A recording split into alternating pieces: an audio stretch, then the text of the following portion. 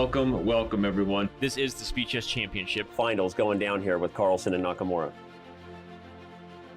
The bullet portion comes to an end. Hikaru Nakamura is mathematically eliminated in his chances, and the bottom line is Magnus Carlsen shows why he is the Magnus Carlsen. It has been Hikaru's Speed Chess Championship this 2018, and Wesley So had an amazing event this year as well, and we were tied heading into bullet before Hikaru Nakamura separated himself in the final portion. He blunders his rook, and it's just, things are just not going well for Wesley. They traded back and forth, landing heavy blows, but ultimately the heavyweight matchup is going to go toward Hikaru Nakamura's favor. Hikaru will be winning his third in a row. Extremely impressive display. Once he actually faced a deficit, he has looked like the best Hikaru we've seen.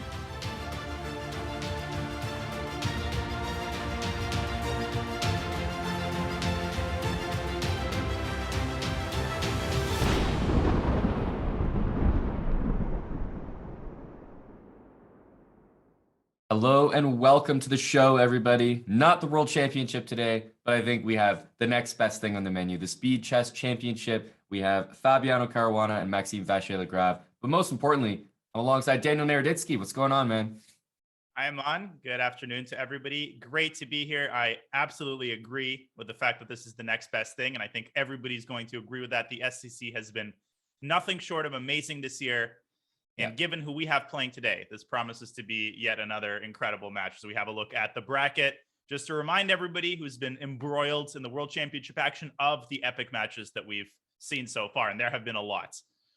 Yeah, there really have. And you can see there a lot of the future pairings are already determined, but direct your attention to the bottom right of the screen. The final matchup of the round of 16 is Fabiano against MVL, as we see the players here in their seeds. I mean, they've played so many times over the board, Dania, but as we take a look at Maxime Vachier-Lagrave, I mean, what can you say about this guy and his online pedigree?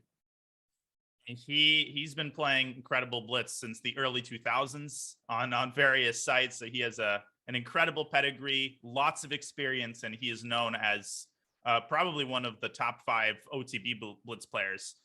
As for Fabi, he's sort of traditionally been not really known as a Blitz and Rapid player, but I will say, Aman, that I think he's really reinvented himself during COVID. I think he's markedly improved both his speed and his Rapid and Blitz ability. So this is, I don't think, going to be anything resembling a knockout match or an easy match for MVL. Yeah, no, that definitely has to be said, that, Fabi's no slouch, and I feel like he constantly gets the short end of the stick with the, with the wider audience out there who are just ready to jump on the narratives that he's not quite there or the Blitz isn't up to snuff.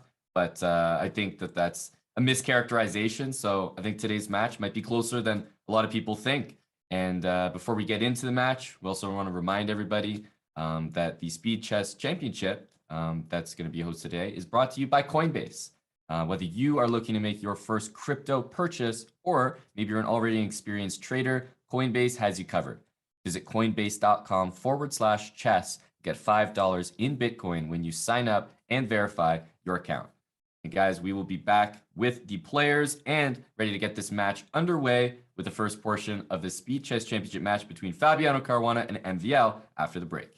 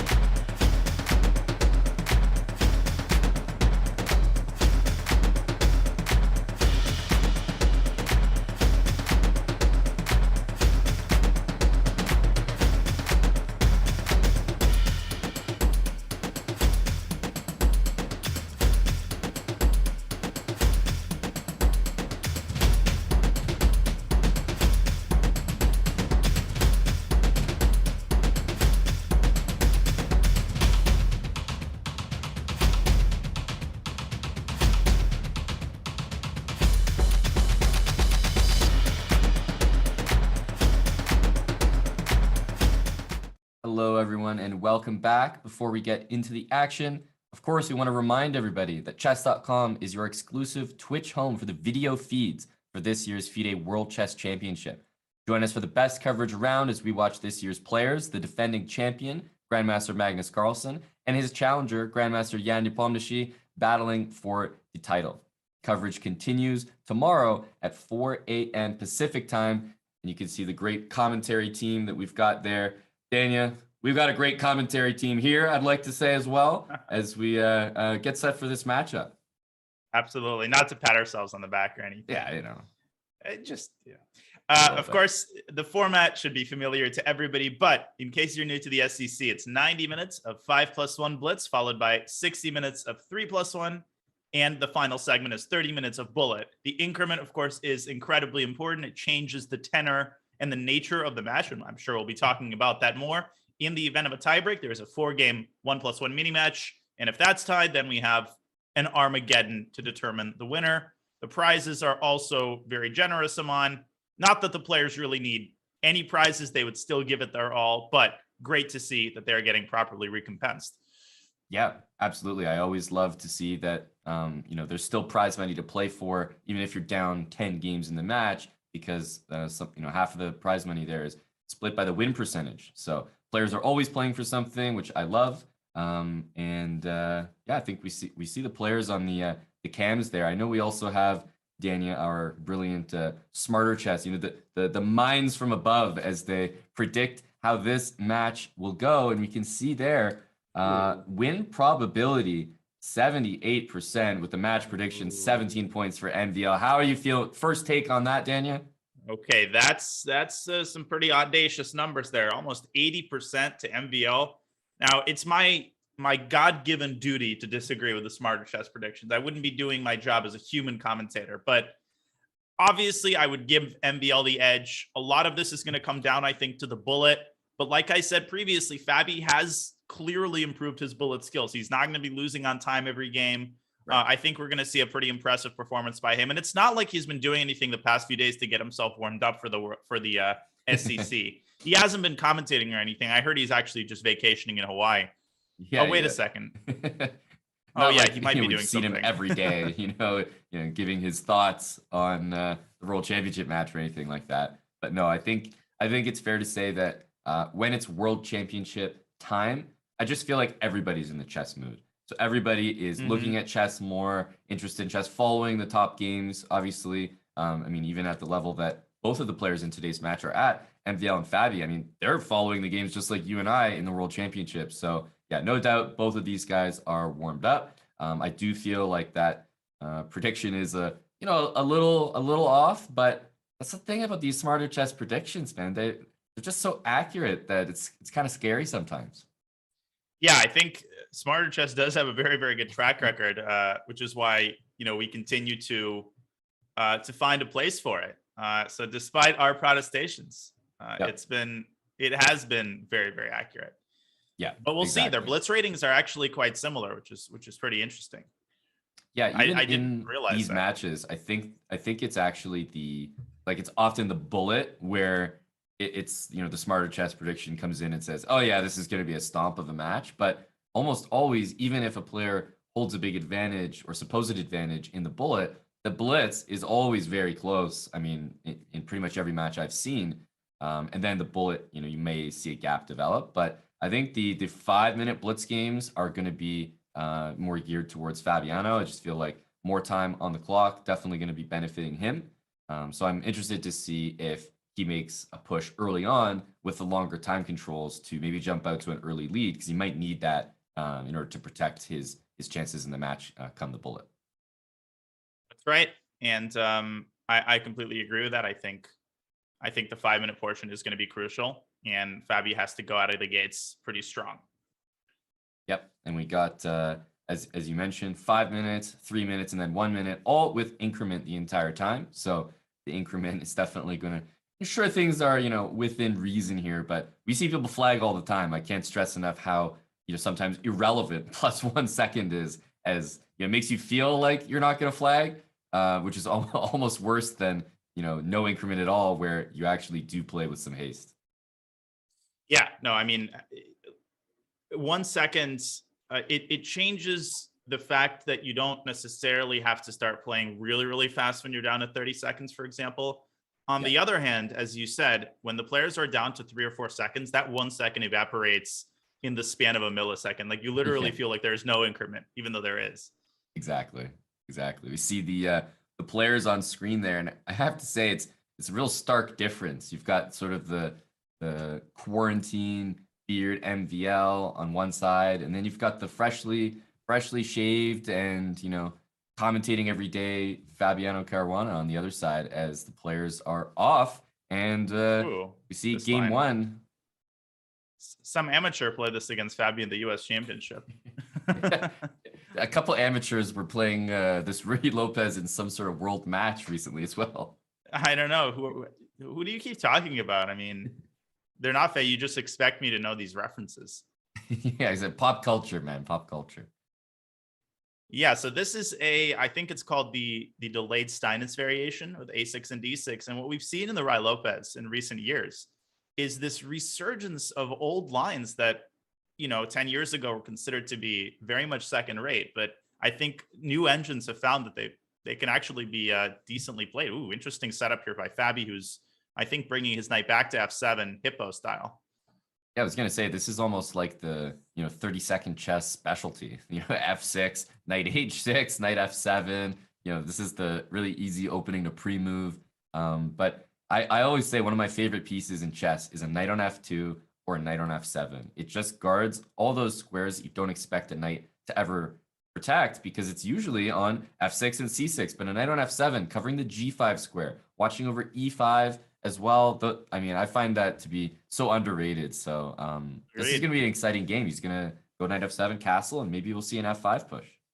And just to fill people in on the engine, it always gives like 0.8 in these positions. The engine always recommends D5 and getting into these King's Indian style positions where white has a huge space advantage, but famously, the engine does still overvalue the role of that space advantage. So very few top players actually go D5. And here we see MVL actually trading on E5. And will he try to actively prevent black from castling with a move like bishop B3? Or has he acquiesced? Look at the time disparity. Oh my goodness. Oh, there it is. Yeah. I was wondering if he was going to go bishop to G5 rather at all after taking. But he's gone bishop B3 as you suggested. No castling immediately. And I guess like knight F7, you can probably, I guess you probably want to take it and play that take position. into sort of knight G5 and F4. I'm thinking knight A5 here also might make sense, just to kick the bishop out of there. And he has done. Yeah, this looks good because bishop C2. There's always the C4 square for the knight, and the knight will reach F7 and. The knight is so good on F7 here, watching over that G5 square as well. That's right. And if bishop D5, then I think black has C6. Now MVL could try to go bishop D5 and then maybe bishop G5. There's definitely tactics in the air because black is not castled yet. He is burning a lot of clock here trying to find something. If black can castle here with that open F file I'm on, I think black is going to be playing for an advantage. Yep.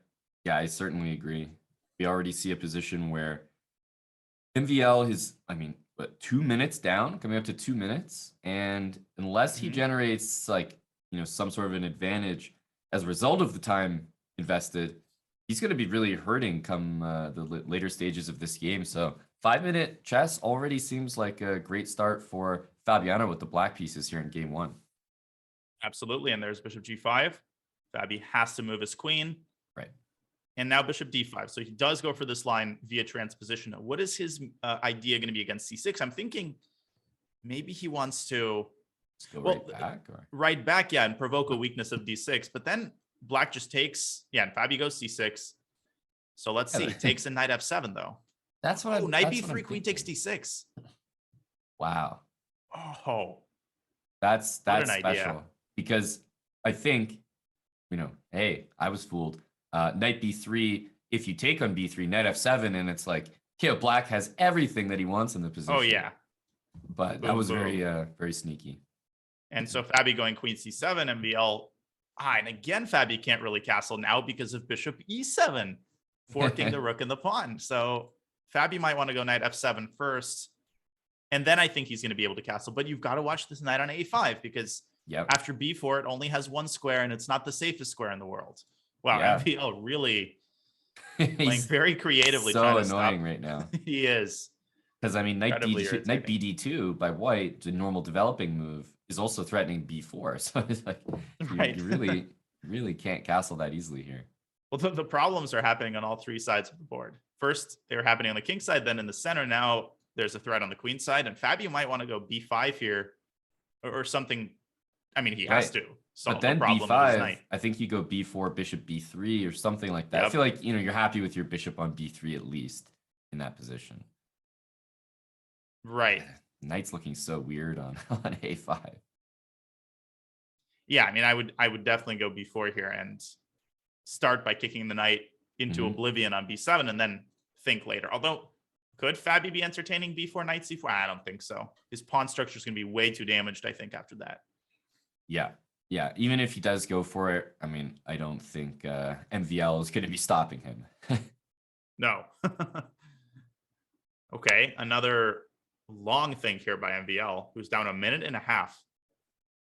Yeah, hey, I mean, I like his position. There's no doubt I think he's been playing well, but it's one of those things where you feel like you're pushing your opponent around, you have that advantage. But let's be honest, Fabi has played moves that he's almost had to play. They've been kind of only moves. It's like, oh, bishop b3 earlier, nice trick with queen d6, but okay, queen c7, I guess I have to do it.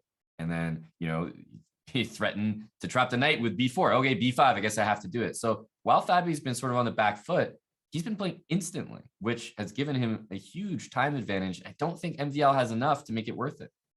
No, I mean, this is crazy. He literally has 1 minute on the clock after 16 moves.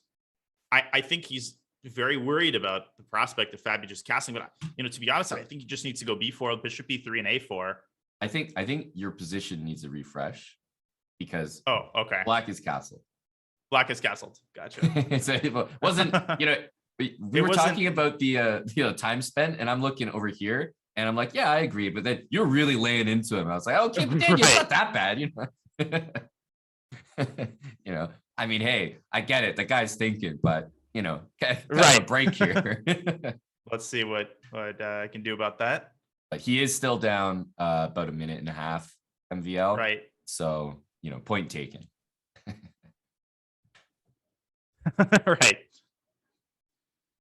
But yeah, the position I see just features Fabi castled. It's not that many moves ahead, honestly. So we can test the chat's visualization here. We have a, knight on c4 back to b6, bishop on e6 for black, black's castle. Everyone with me here?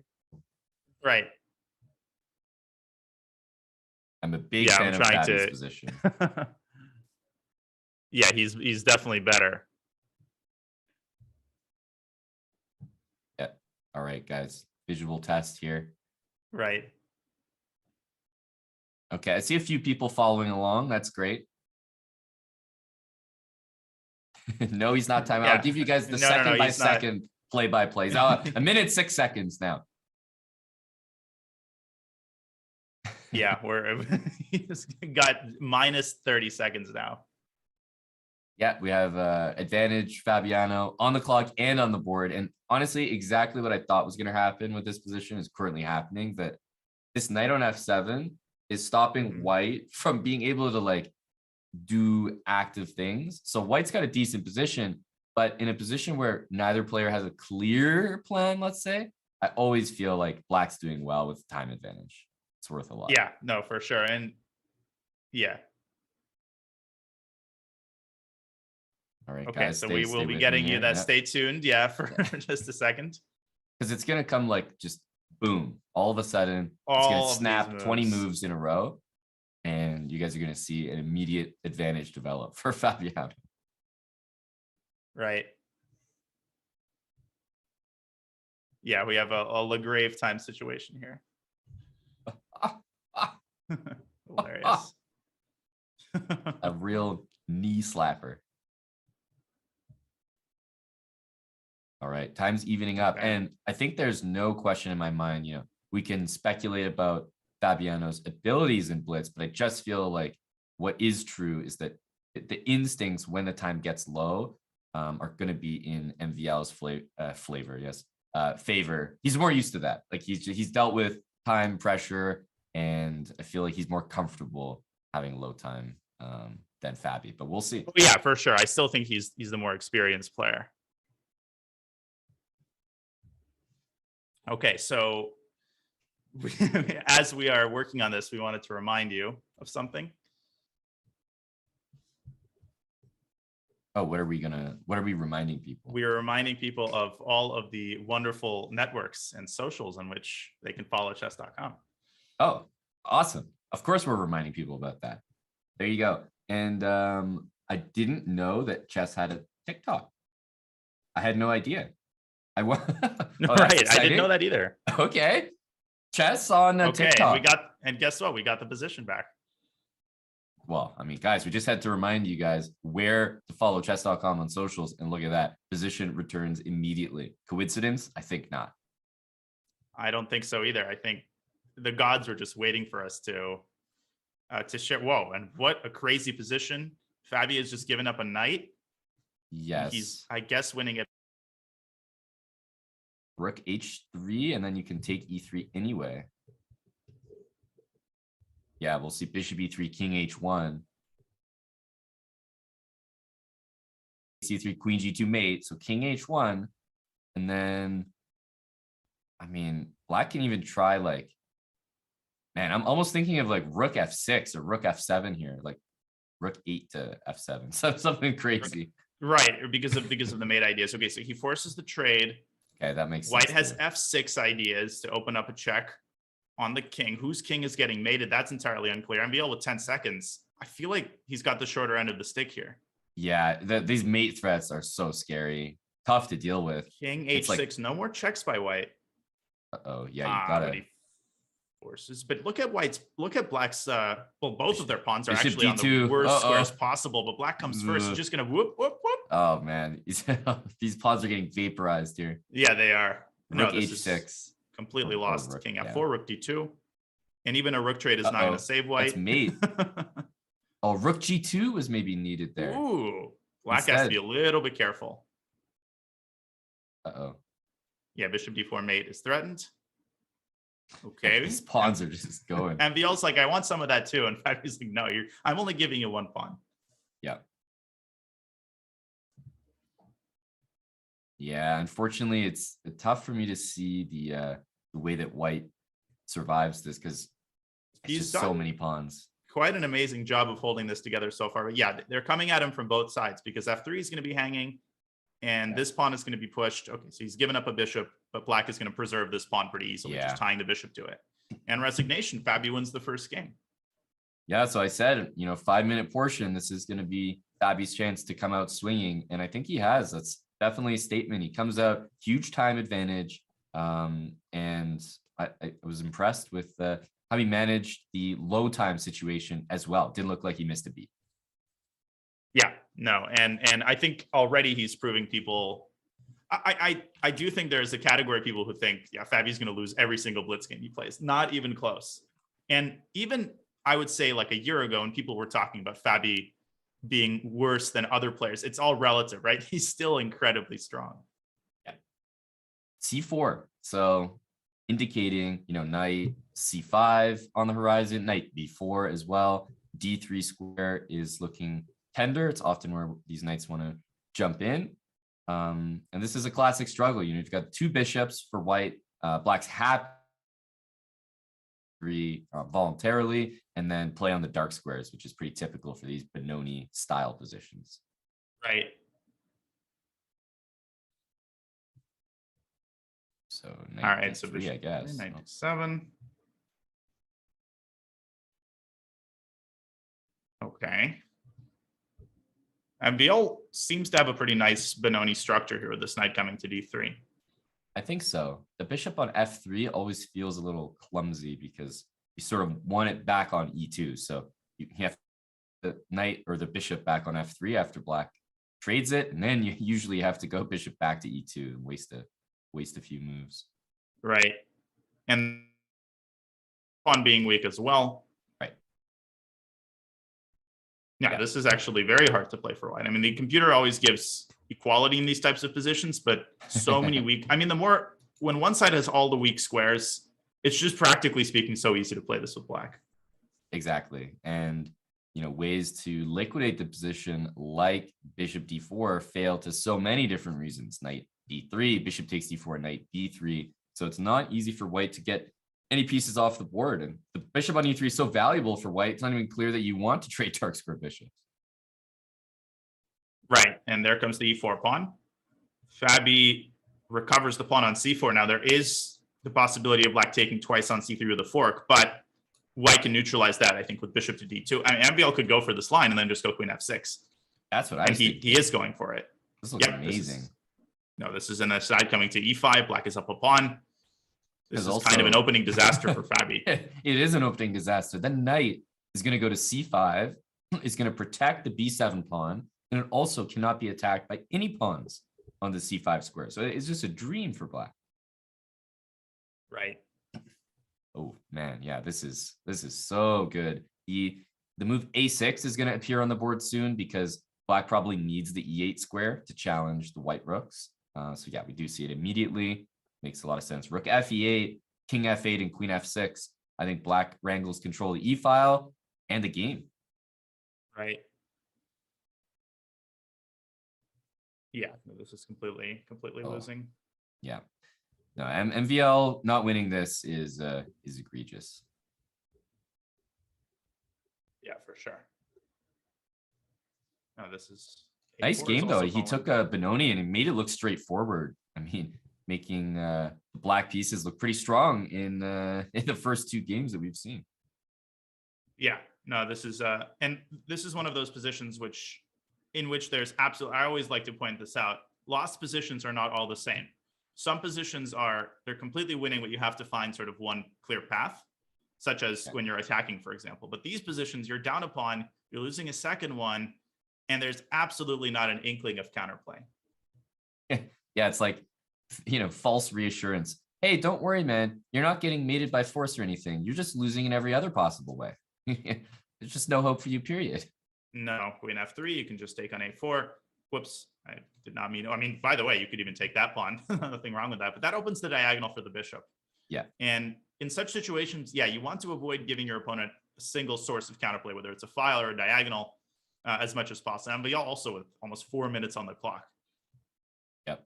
Yeah, tons of time as well. When you have the time advantage and the material, then you really can take your time, make sure you don't fall into like any tricks. Maybe you can evaluate queen takes d5, make sure you're not being too greedy in certain scenarios as well. So yeah, queen a4 looks pretty fine. Yeah, I don't see anything wrong with that. I think MVL just double checking that there are no, queen a4, maybe queen f6, but then just queen back to d7. I mean, exactly. One threat and just get the queen back to a7. He's gone rook f4. I think he's trying to force the queen trade, but not going to make it happen just yet. He could go h5, h4 if he wants.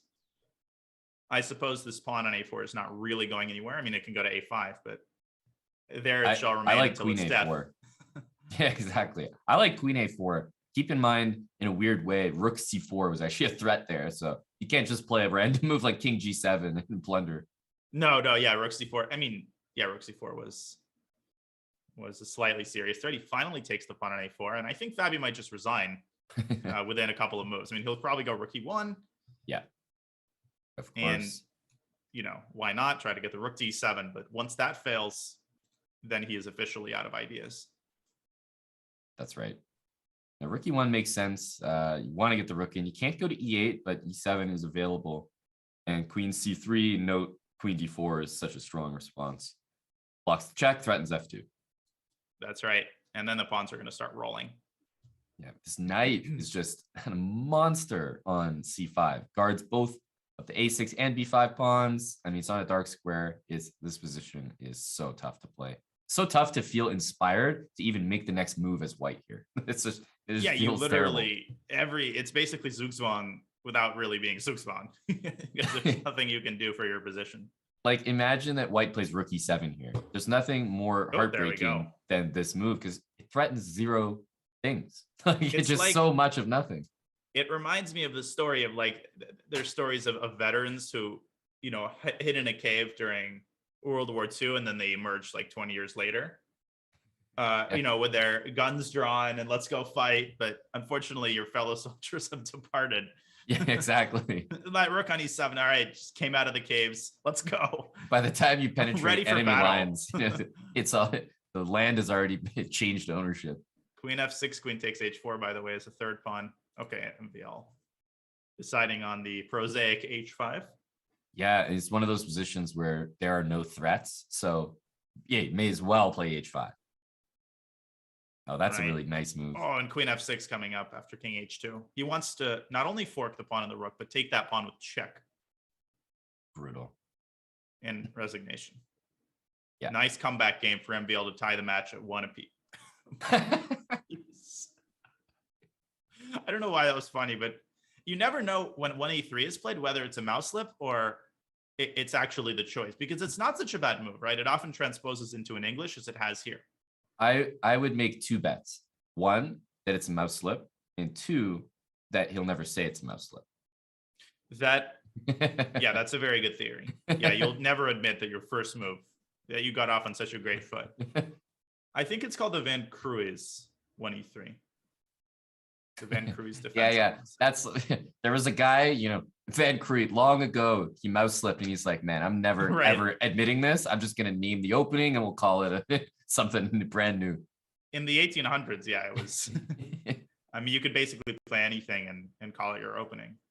Yes. Actually, exactly. I maybe after one of the breaks, I'll share a really interesting tidbit from a book that I just acquired, a really old chess book, and on the topic of irregular openings, there's some funny stuff in it. Well, So now stay people tuned. have to stay tuned. I mean, Stay tuned. can't miss that. Okay, well, this e4 pawn is going to have to stay tuned because the knight is dropping out to g3, queen coming to c2. I don't just like MVL's position. I hate Fabi's position. d6 is also threatened. Yeah, I The think bishop is going to get buried buried by alive. the Literally. avalanche. Because if you don't play bishop b5 here, it's because you can play d6 as black, but the whole point of bishop b4, a5, c7 is surely not to play d6, Right, and then what's the word for it? Oh, and there comes d6 Ooh. anyway. He's trying to bury the rest of the pieces. Moves like D6. d6 always make me feel queasy. Like I never have the right instincts for when they're good because Right. yes, it blocks all the pieces in, but imagine black plays rook e8, rook e6, and we're not ready to defend it. We play c5. All of a sudden that comes under attack, a5, knight a6. And then as soon as one of those pawns falls, the whole thing collapses and your whole plan, your whole game is just destroyed. Yeah, pawn chains are like the most double-sided thing ever. You're absolutely right. Because yeah, one pawn falls and then all of your pawns fall. But I think MVL might actually want to avoid playing c5 for that very reason. And he could play queen c2 and castle long. And even if he gives up d6, the biggest virtue in White's position is, I think, White's potential control of the long diagonal, and the fact that ultimately he's going to win the e4 pawn. Right. I think Fabi's in massive trouble here. Yep, I agree. Queen e8. I mean, hey, he's going queen e6. He wants that pawn. That much is clear. Queen d2 in long castle is a way to try to keep the pawn. But black will always have some way to do it with knight e8. So I like what he did, and which was your idea, which was more like potentially just long castle, give it up and take e4. Right. Yeah, I think you can long castle here. You can't quite take the pawn just yet because after knight takes, well, if you take with the queen, you lose your queen. If you take with your knight, then for a similar reason, you lose your knight because the queen's overextended. Yes. I think MVL is deciding between c5 and castles long. My instinct is always to castle long, but this could also be a little bit dangerous if black plays something like a5 and tries to open up the king. So For that this isn't reason, do you quite think as he's clear-cut. thinking of rook d1, like not long castling? Exact same Oh. idea. Rook d1. Then if you take the pawn, you grab e4, and you can always continue bishop e2, short castle, nice and simple. Yeah, and you can still attack on the king side with your pieces. I think that's a common misconception that you castle one way and you can't attack on that same side, but you don't always have to attack with your pawns. Okay, so he did castle long, and now knight c to e2. So he's abandoned hopes of winning this pawn, at least for now. Right. And instead he's focusing on transferring this knight potentially to f4. Because keep in mind, if we see the move a5, it looks really tempting to me, like almost maybe an automatic to some players, but the move b5 is like just a little scary in the sense that you look at your knight on b8 and you're like, whoa, wait a minute. This guy's never playing the game. Right. Especially if you get a situation like this, then it's one of those Yeah, cases where you literally have all three of your queenside pieces buried under an immovable pile of rubble. Yep. Oh my goodness, this actually might happen. Wait a minute. Imagine if after b5 he mouse slips with a5 when he meant to play a6. Well, first of all, there couldn't be a worse mouse slip. Second of all, Right. you're not just trapping the knight there. It's like the knight doesn't move, your rook's trapped. And the bishop is like, great, you can play bishop b7, but that's it, man. That's as good as it gets for you. Yeah. That's right. It's like, when I was little, I like to climb into the car and turn the steering wheel a little bit. It just moves just a tiny bit when the car is not started and you feel like you're on the road. Yeah. You can change the direction of the tires while you're stationary. Right, exactly. Okay, so knight f4 presenting an unenviable choice for Fabi. Which minor piece to take? If he takes the knight, he leaves this bishop uncontested. I think that's unthinkable.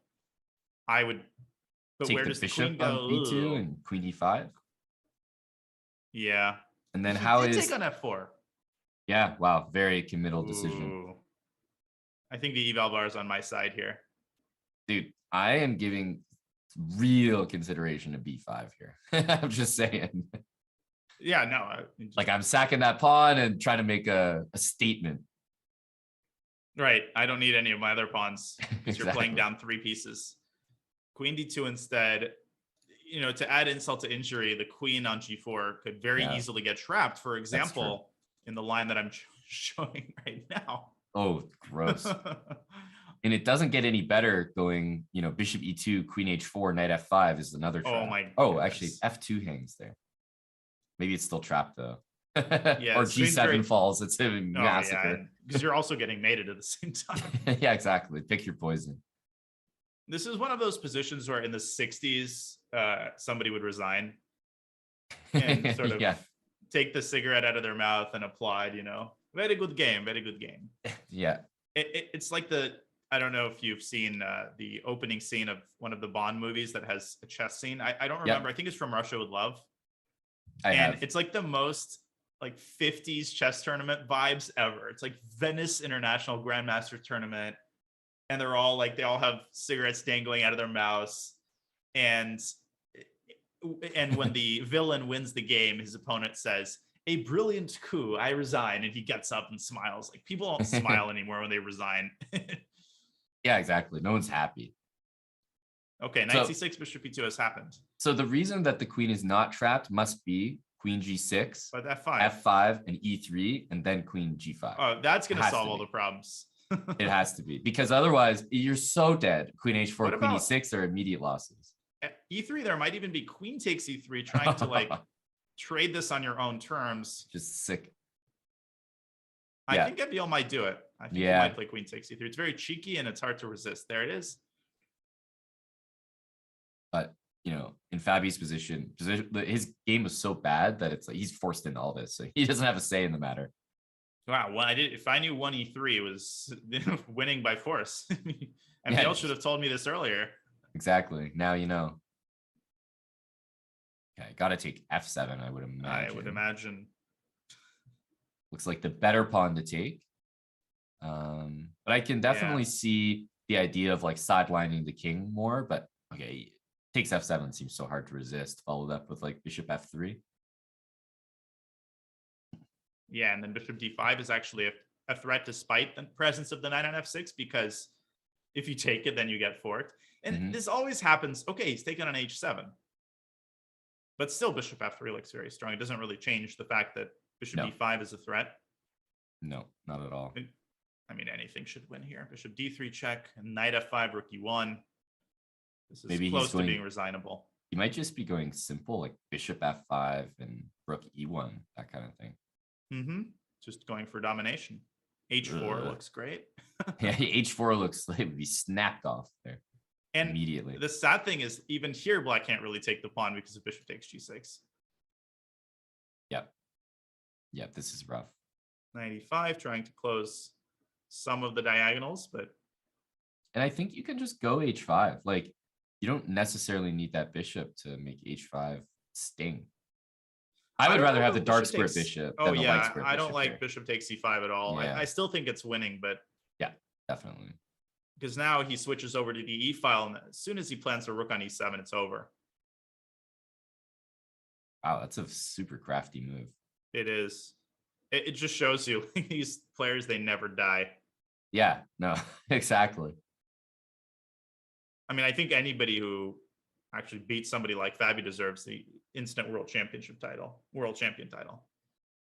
Wow, rookie Whoever. A is very annoying. Holy smokes. The more I look at Yeah, it. it is, because rook takes e8, knight takes e8, and the pawn on d6 is attacked. Yeah, so bishop e4, rook b8, and Maybe finally time for b5. But it's not. Knight back to f6. Okay, goes a6. He's probably going to trade on b5, get the knight back to f6, the bishop to b7. This is not entirely over. right. I think he may take with the c pawn on b5, like bring the king b2 or king c2. Right. It's so tempting to react with a4, but that's like a full move you're handing back to your opponent. It might not be worth it at this stage.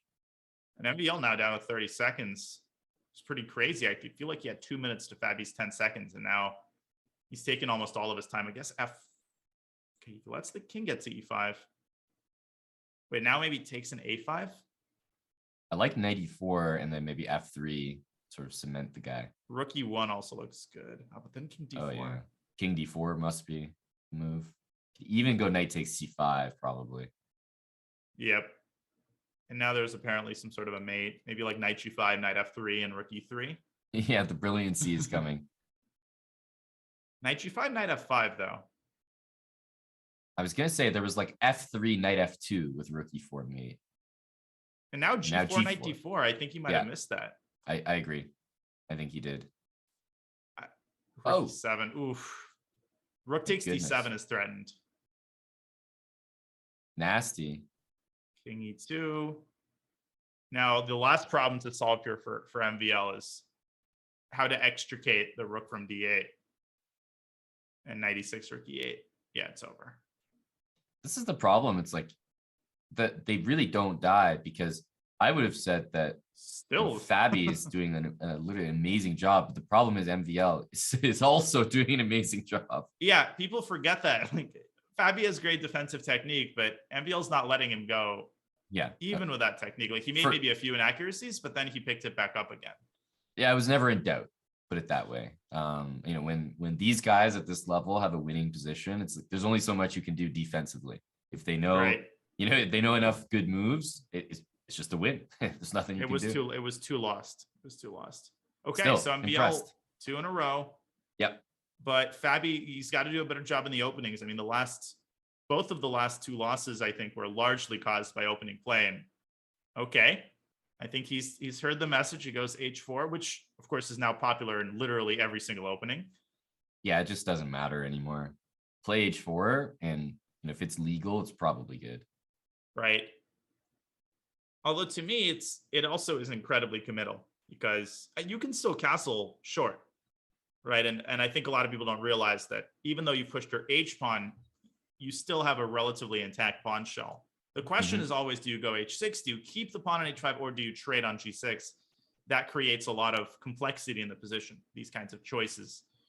Yeah, no, it really is a difficult decision, because h6, suddenly it's like the guy goes maybe bishop f6, and you're sitting there like, okay, were my 3 pawn moves worth it? h4, h5, h6, and I don't have an open h file. It's like, am I really that happy? Did I get what I paid for here? Yeah. Yeah, I don't know if he did get what he paid for. So we'll see d3, I guess. Yeah. e4, clear threat, opens the bishop on c1. But again, black gets, basically 2.5 free moves, because that h pawn is up on h6. And is it worth it? I mean, put that pawn back on h2 and give white 3 moves here. I'm sure you'd rather that. That would be an interesting rule change. Like at any one point in the game, you could move pawn backwards 1 square as your move.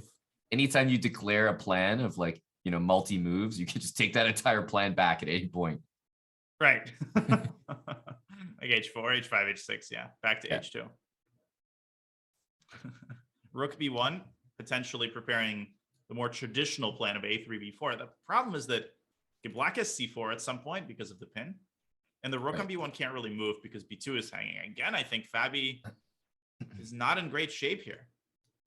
Knight d4 looks pretty standard, but I mean, how do you say no to a move like rook fd8? I mean, I'm not going to sit here and criticize that. Yeah, and queen a4, there's always this very typical trick with knight d4. The idea being this intermezzo. Mm-hmm. So white is really tied up here, and Yeah, only the sad pawn on h6 remains to remind Fabi of the glorious days past. yeah, the guy that, you know, basically jumped the gun and, you know, ran the troops into battle and no one followed. Right, exactly. Maybe a3 for b4 as a plan. Okay, he starts with knight e4, centralizing the knight. MVL definitely wants to keep, I would say, both of his bishops. Yeah. Okay, now I think a lot of people will be tempted by a move like f4, but that creates even more weaknesses on the king side. So we have b3.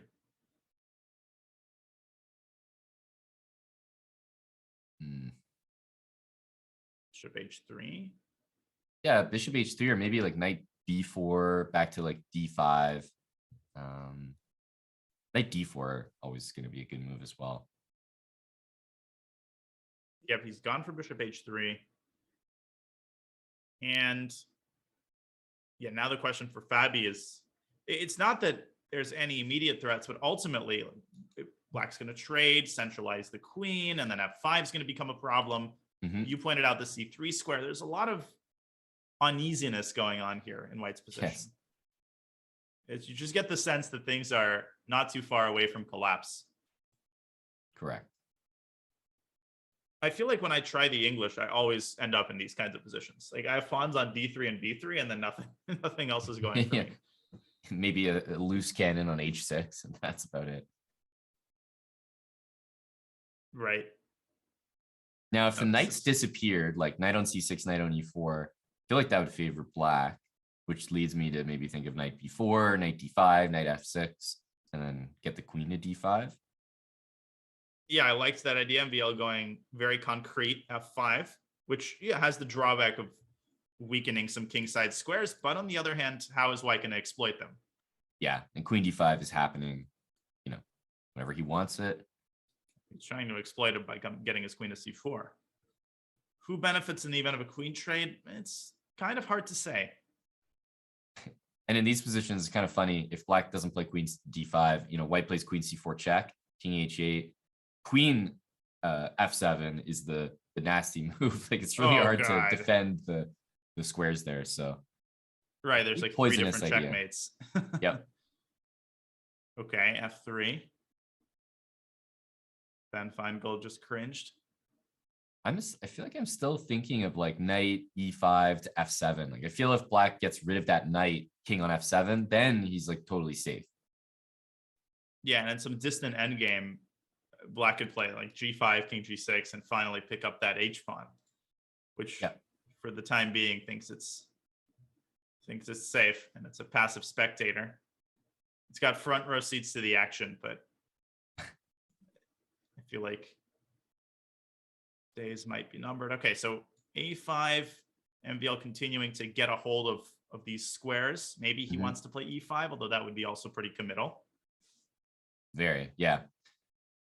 Yeah, I kind of like the pawn on e7 at the moment, but it begs the question how to proceed.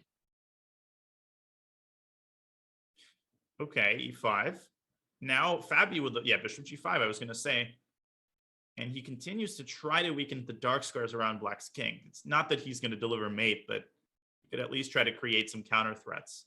The h6 pawn, I feel like, looks better and better, like with the pawn on f5. Because long term in an endgame, let's say you grab the bishops and queens and throw them off the board. Knight g5 is like a permanent attack on h7. Right. Yeah, especially if it's anchored. One of the other issues that Fabi's experiencing is you really want to play e3 on the one hand to kick this knight away, but your happiness is going to be short-lived because the knight's just going to grow a second head on b4. Yep. It's not convincing. Rook C to E1. Could he be preparing E4? Yeah, I feel Trying like if things start opening up there, it could be bad for black, like just king h2, e4, f4. Yeah, don't sleep on black's king. It's not the safest king in the world. I would be seriously considering e4, although it's obviously very positionally risky to leave the knight on d4 like that. Yep, but he's got to make those decisions in a position like this. I think you follow the plan, f4. I mean, having said e4, I think it's f4 time. Oh, absolutely. I think you got to play f4. Otherwise, yeah, you just don't have much time because if the d3 pawn falls, the game is over. So there it is. And time ticking down in a position like this is going to help Fabiano, because like that pawn on h6 is just going to be a headache. Always calculating, like, am I getting mated here? Am I getting back ranked? Is this h7 pawn falling, etc.? I feel like one area where Fabi has very specifically improved his blitz ability is in the realm of, how do I put it, very concrete decision making and dynamic play. Like, he does not hesitate to complicate the game anymore, whereas I think he used to have this perfectionistic streak where he would take essentially all of his time to calculate something like this. But notice here, he's got the time advantage and he played both e4 and f4 relatively quickly. Yep. Rook takes e4 is necessary. Now, obviously, the tail end of his plan is that, yeah, great, e4, f4, congrats, but d3 pawn finally gets noticed. Yeah, f takes e5, rook takes d3 is curtains. So he might have to go for an awkward defensive move like rook f3. That might be necessary. True. But then, okay, he's played it. Queen c6 maybe? No, but then bishop takes f6. So white is actually threatening f takes e5, I guess. So now MVL has only one tempo to make something happen. You could play it, though, I guess. Like queen c6, queen takes e4, you could try. He's taken. Okay, now he plays queen c6. Rook takes e5, he wants to meet with rook takes d3, but yeah, something feels off about this. The knight is perfect, though. Guards e4, so there's no queen takes e4 trick. Could you play and f takes attacks e5? h7. Yeah, f takes e5, exactly. Ooh, finally, E6? that pawn disappears, but e6. E6 immediately. And then queen f4, I mean... Yeah. This is great stuff. The wheels have come off completely. This is an amazing game by Fabi so far. The way that he turned this around, but let's see if he can finish the job. Queen c3 or queen f4, both look good. Oh, instead. Oh, that's a dagger. That is a dagger. That knight is never coming back in the game now. That's probably the best move. That's such a super GM move right there. Yeah, that's it. I mean, the knight's trapped. Take a look at it. And king g7 to play knight g8 is just not happening. Queen checks on the long diagonal. F-file's weak. Over. Queen f4. It's completely lost for black. Black has no moves. Queen f4. Right, and queen f6. Yep. And plenty of time for Fabi. He's managed his time incredibly well. Of course, speaking of not dying, MVL is going to keep trying here. Yep. And there's going to be nasty moves like knight rook f7. e7, e8. There's like queen f7. But knight f7 wins the game on the spot. Yep. That's mate in two different ways threatened.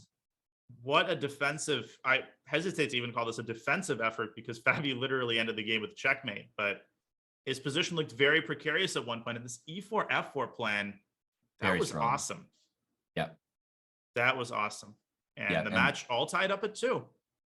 Yeah, and Fabi's just gotten up, so it leads me to believe that maybe we're at our midway break point of the 5+1 question mark. I believe so. We are at the midpoint. It's been very high quality chess so far, Aman. I think both players have had their good moments and their clearly defined bad moments. Fabi struggling a little bit in the openings. If he can tighten the screws there, I think he's in great tactical form, and you can see his time management has been nothing short of excellent. Yeah, you said it well. It's 2-2 right now, and we've seen some bloody affairs to start things off. Some great games from both sides. They both got a win with the black pieces and a win with the white pieces, and we're only at the midway point of the 5+1 section. So stay right where you are, guys. We are coming back for the conclusion of the 5+1 of this SCC presented by Coinbase. We'll be back after the break.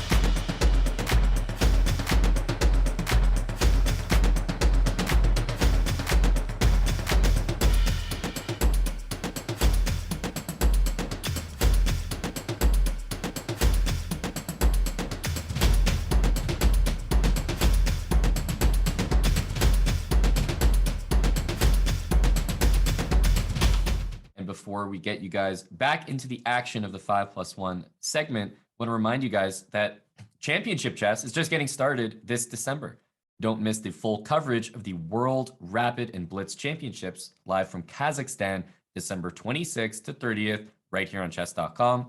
And we're going to have Grandmaster Jan Ludwig Hammer bringing you guys the fast-paced action, as of course, Grandmaster Magnus Carlsen is going to be playing and trying to defend his title from 2019. It's crazy, Dania. I mean, 2019, man, it's been so long since this tournament was held. And I have to admit, it really is one of my favorite tournaments on the chess calendar. I think it's one of everyone's favorite tournaments. Just watching all of these top players play over the board Blitz and the awesome commentary and the time scrambles. Yeah. I mean, I might be getting up to watch some of it, even though it starts at 4 a.m. my time. It's not exactly the greatest start time, but hey, I know it's in Kazakhstan and it's going to be an awesome event. You won't want to miss it. Yep, and we are getting set here for the second half. We're just at the midway point of the 5+1 segment, and of course we'll have still 3+1 and 1+1 to follow. But we've got a tied match so far. Based on the games that you've seen, Dania, are you probably happier at this point to be 2-2 in Fabi's shoes or MVL, or the match is just starting as you might expect? It's actually really hard to say. I mean, I don't think either of the players has an edge in momentum. When MVL won 2 games, I think it's actually crucial that Fabi won this last one, and they're repeating the opening from game 1. So I'm really curious to see whether MVL has come up with an improvement. So far, we have exactly the same moves. But the big difference is that we have the exact same moves with 2.5 extra Right. minutes for MVL. So that's already a huge improvement. Okay, so I think they're still repeating the same line. Knight F7, then there was Knight BD2, I want to say. Yes. Threatening B4. Yeah, I mean, yeah, the eval bar doesn't seem to think that it's particularly impressive.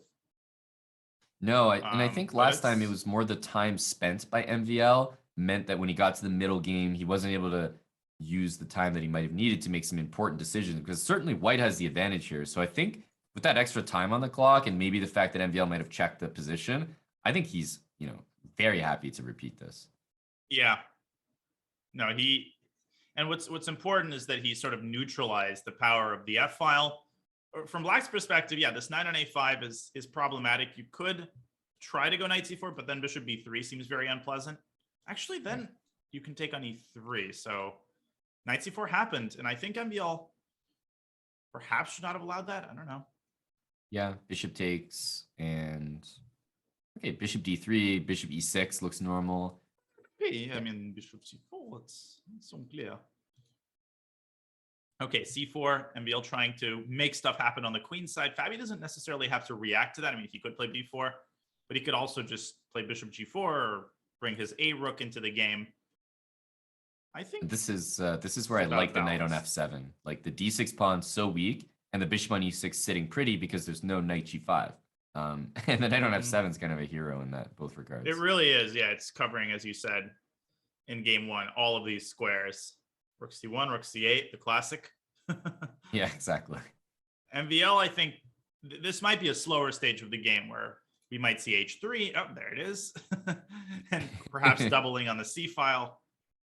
This is sort of the calm before the storm, as both players take a few moments to improve their position. I think Fabi might be preparing knight G5 here at some point. Well, Or even a pawn attack. If the previous game is any indication, H5, G5 is on his agenda. Mm-hmm. Queen D2 preventing knight G5, but not preventing G5. Come on, Fabi. Oh, yeah. Oh, you know what? I he's think I know preparing to what's bet. going on here. He's deciding, I think, between G5 and Rook G8. Don't pay me too well to tell you what Fabi's plan is here. I don't know. What could it be? I mean, King H8, Rook G8, Bishop F6. Might it have anything to do with the G5 square? And I think MVL's last move was aimed against G5 because then he's going to play knight H2 and make it very hard for Fabi to push either of his pawns. Therefore, Caruana starting with H5. I mean, MVL could still consider knight H2, although it's a little bit more awkward.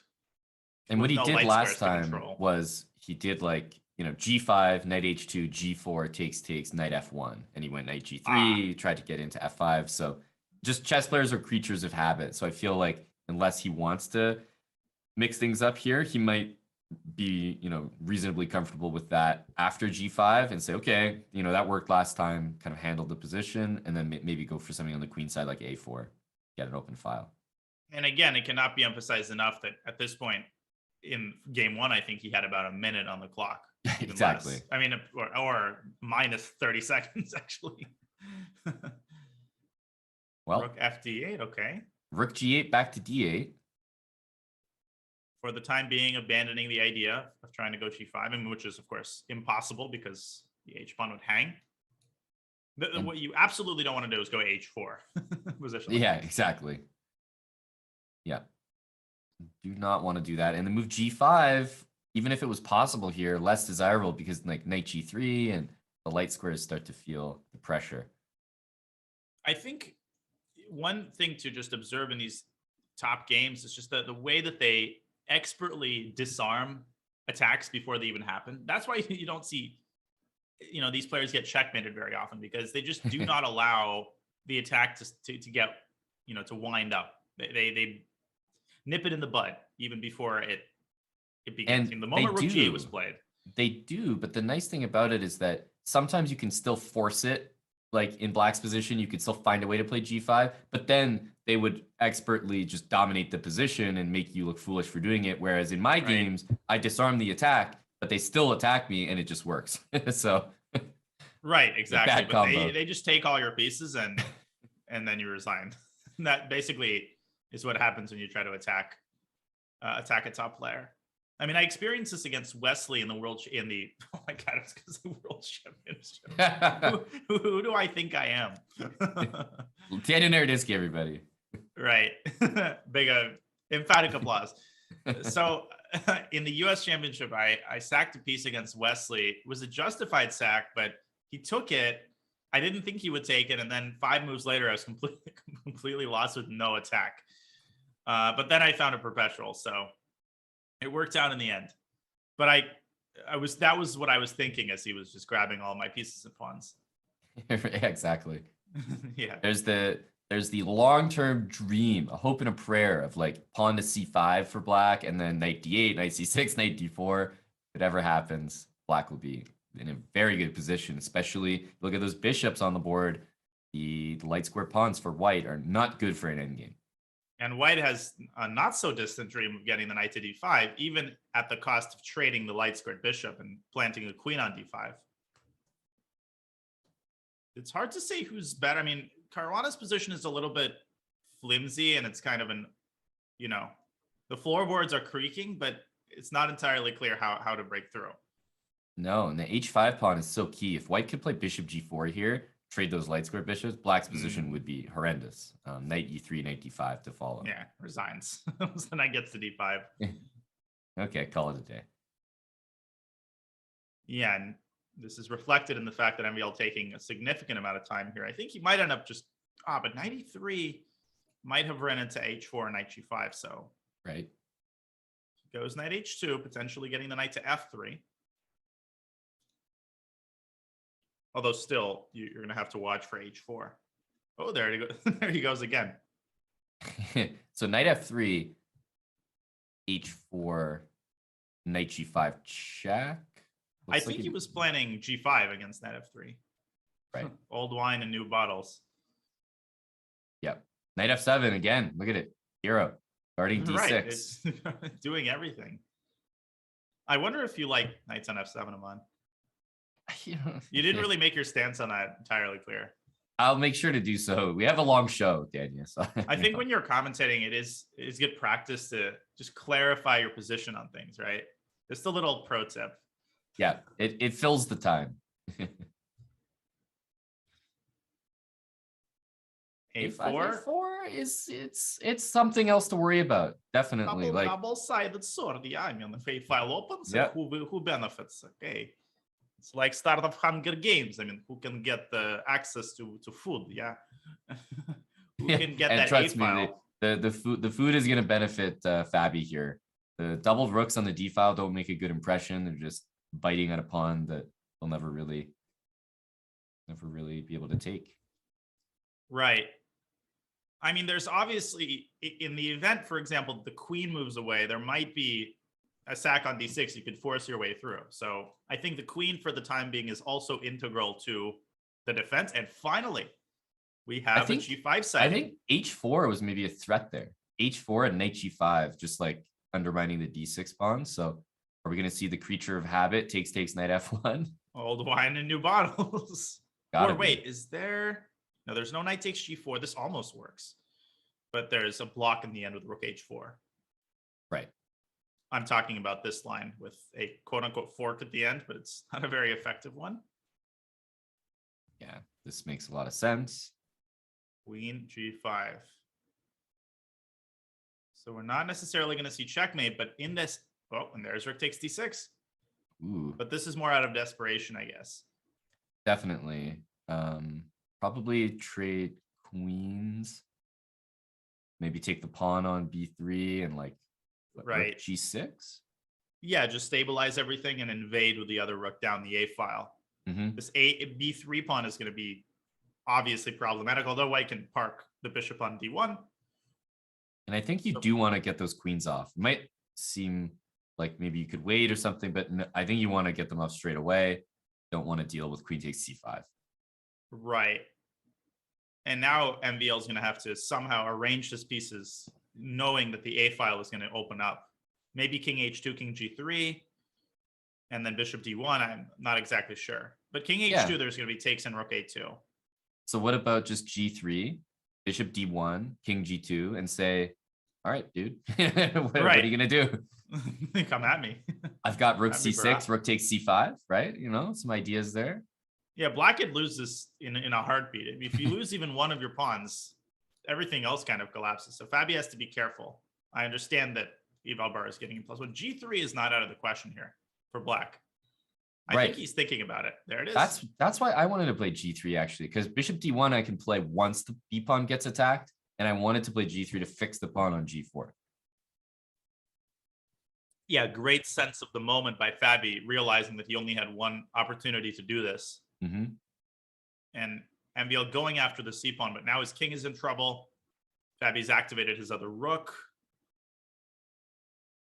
Rook g3 maybe, but then bishop f3, I guess. Bishop f3 looks sturdy. Ooh, I think Fabi missed that, and now he's going to lose the c5 pawn. This is anybody's game. I mean, all three results are very much possible here. Yeah, I think white's playing for it. King h2, there's rook takes f3. Tricky. And black is threatening bishop takes g2. Maybe rook takes g2. No, then he takes and goes king h1, and rook h6 is threatened. Ooh. But now, I mean, if you go e4 and take on b3, it's white's pawn that looks like f6 might be winning. And so Fabi, yeah, that's a nice move. And now if f6 and king f7. There might have been just rook e2 after rook e6. Oh, forcing the rook trade. This looks f6. scary. Oh, he walked into f6. But there was like checkmate coming. Oh man, this is over. Oh my, he's gonna lose. Okay, rook e1. Yeah, rook e8 and handshake. Wow. Okay. That is a heartbreak. Fabi, such a masterful positional effort to massage that small edge he had, but that's what we mean when we say that these players don't die. MVL he sees everything, finding every single defensive resource in the book, and seizing his opportunity. Well done. I think that his rook takes d6 decision, if you just go back to that position in your head and think, what if he didn't play that? It's going to be like a Fabiano masterclass, right? He's just gonna like dominate the position. If you never take that pawn, white has no active plans. So the decision to sack the rooks is so practical. Time was getting low, and he's going to have an active rook. That's, I think, the right decision. It really threw Fabi off. Yeah, and it's hard to explain how many calculations go through these players' minds when they make a decision like that. And they always, again, when I make a decision to sack an exchange, for example, it always smacks of total desperation and fails within like 3 moves. But somehow these players make it work. Yeah, it's almost like they're higher rated. It's something about them. Weird. I don't know what it could be. It couldn't be that. What the Okay. heck is going on here? Relatively unorthodox opening. A lot of pawn moves and a lot of bishops being hemmed in. Yeah. I feel like black is happier, no question. This is really funny. E4s. How many pawn moves in a row have we seen? Yeah, what was it? It's not that many actually. 4? Did you have to bust my bubble, Aman? I mean, he's just like very, very easily impressed. I see. Right. I mean, it's like, wow, 4 pawn moves in a row. It's almost like they're I've playing never the seen Queen's Gambit declined or something. Woo. No, but I think that's 4 is actually more rare than one might realize. In the Queen's Gambit decline, you might have 3. Okay, I'm not going anywhere with this. Let me just abandon this Well, train yeah, of thought. you're going nowhere. You're wrong. I mean, this is just Right. It's bad on all sides, such as the B6 square. It's bad no matter how you look at it. And the B6 square is a problem if black wants to move his queen out. So maybe queen C7, but then is F3 possibly a threat given Yeah. the bishop on E6 is undefended? Yeah, F3 looks like a very dangerous kind of threat in this position. It makes me feel like I kind of want to play bishop F7, but I'm not sure there's time for that move. Rook E8. What's wrong with F3, by the way? Maybe he was worried about knight takes D4. No, but then just take it. Yeah, I just feeling I like don't F3 know exactly. with a hanging bishop on E6. It's like, what? Right. It's kind of a slam dunk. I'm not sure. But MVL now has moved the bishop away from D5, but bishop C5 is really, really nice, reinforcing the threat of, ooh. And if you have to trade that bishop, these light squares become weak. Oh, man. Yeah, this is not a good sign. Problematic. Oh, Wow, BC. hey, I was in the queen takes C4 camp. Me too. Wow, E5. More pawn moves.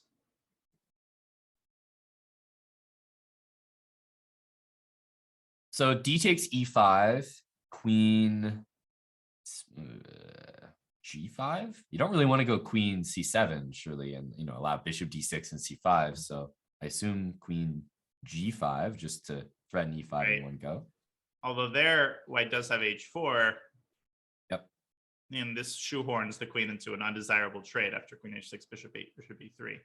Yeah, what's So- going on? Yeah, pawn takes E5 looks, especially because you got Yep. the 2 bishops as white, regardless of the outcome, you can always plant the bishop on D6, go C5, and you're good there at least. Fabi agrees, and F4 is another very nice move, presenting black with a very unenviable choice.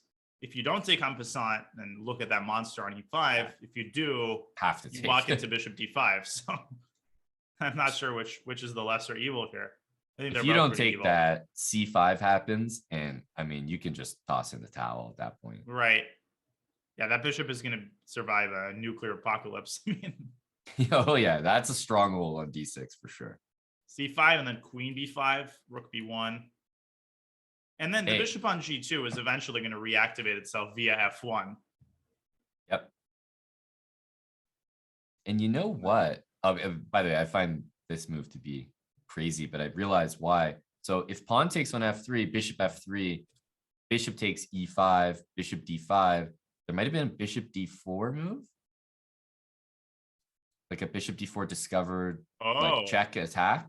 And that lets black take the pawn on E5 and maybe keeps the position relatively balanced. Otherwise, the position looked dead. So I get why he didn't do it if you don't see the right. that If you don't see follow-up. that move. Well, I wouldn't necessarily say the game is over. By getting the knight to E6, he's applied pressure on the C5 pawn. If that pawn falls, Mhm. then white's position starts showing cracks. So this is an important moment for Fabi to play accurately in. Right. Rook F2, I think he's going for the bishop F1, bishop C4 idea, but MBL could take the pawn on C5 now. He does. Yeah. Maybe a king move. Bishop might not survive a nuclear apocalypse any longer. Yeah, some big weapons are coming. Right. I think King just G6. king H8, maybe just get out of there. Yeah. And then maybe queen G7. in Yeah, it's response not- to bishop c4. It's not the best queen we've seen, but Right, it's not 5-star accommodations, but hey, queen is still going to be alive. both sides have a protected pass pawn here, so it's pretty double-edged come an endgame.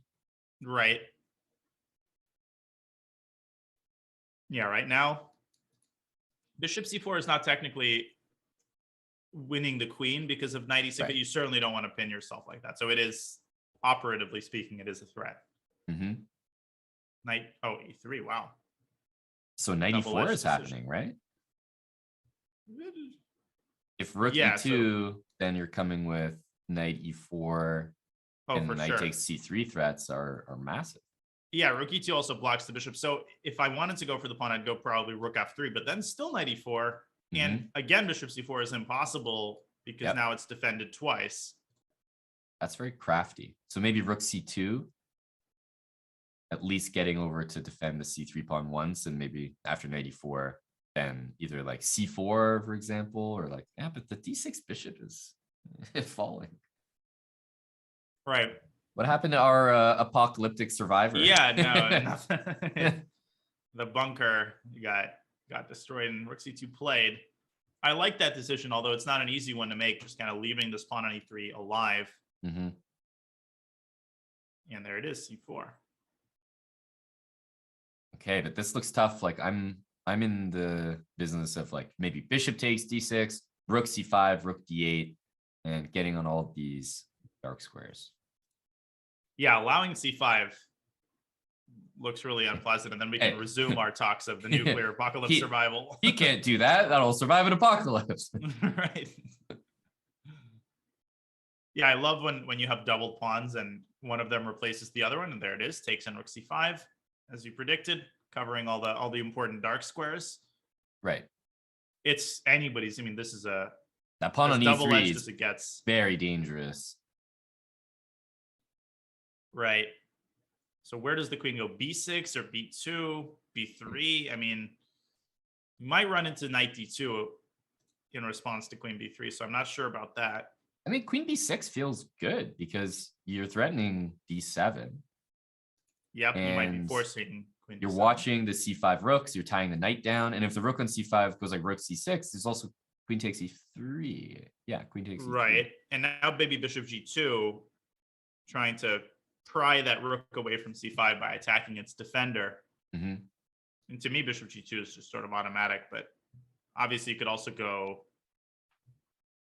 I don't know. rook He's e1 going to or go queen bishop takes d6. g2, rook c6, rook takes d6, right? Yeah, and then the game quiets down a little bit, but white's king is probably has gotten the shorter end of the stick here. Queen Yeah. c6. Wait, d7. d7. Oh, he blundered Over. d7. And he sees Oh it. my lands. I can see his reaction. That's a guy who sees d7. Is That is Fabiano oh a guy my who sees it? God, I can't no. believe he missed that. How do you miss d7? This is really slam dunk. I mean, it's just take a 6. Oh my goodness. Oh my. Like, white still has a lands. good position. The queen on Yep. c6 is misplaced, but Queen c6 was bad from every perspective. Like it pins the queen, self pins the queen, and it walks into d7. But I cannot believe Fabi missed that. yeah, and MVL was no good at holding a poker face there. No. He leaned back. If Fabi had looked at the zoom, at That's that what I'm point- saying. Yeah. That's the strat, man. He wasn't looking at the cameras clearly. Still up a pawn though. He might still win. But if he doesn't still win, then we'll be talking about this as a yeah. potential match-changing moment. You have to exploit these opportunities because these blunders, they happen so rarely at this level. And actually, I think that's one of the reasons that these blind spots occur. It's not because Fabi sucks at tactics. It's just because Yeah, it's of course completely unexpected. I mean, this just doesn't happen. I think rook b6 is a very nice move, getting the rook to b4.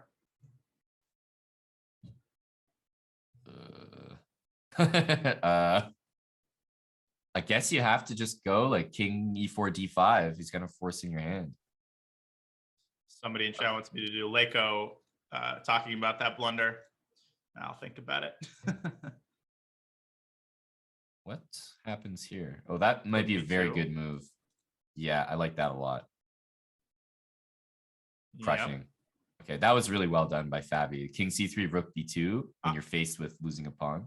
But I don't think it's over. I think Black's king is actually closer to the white c pawn than it looks.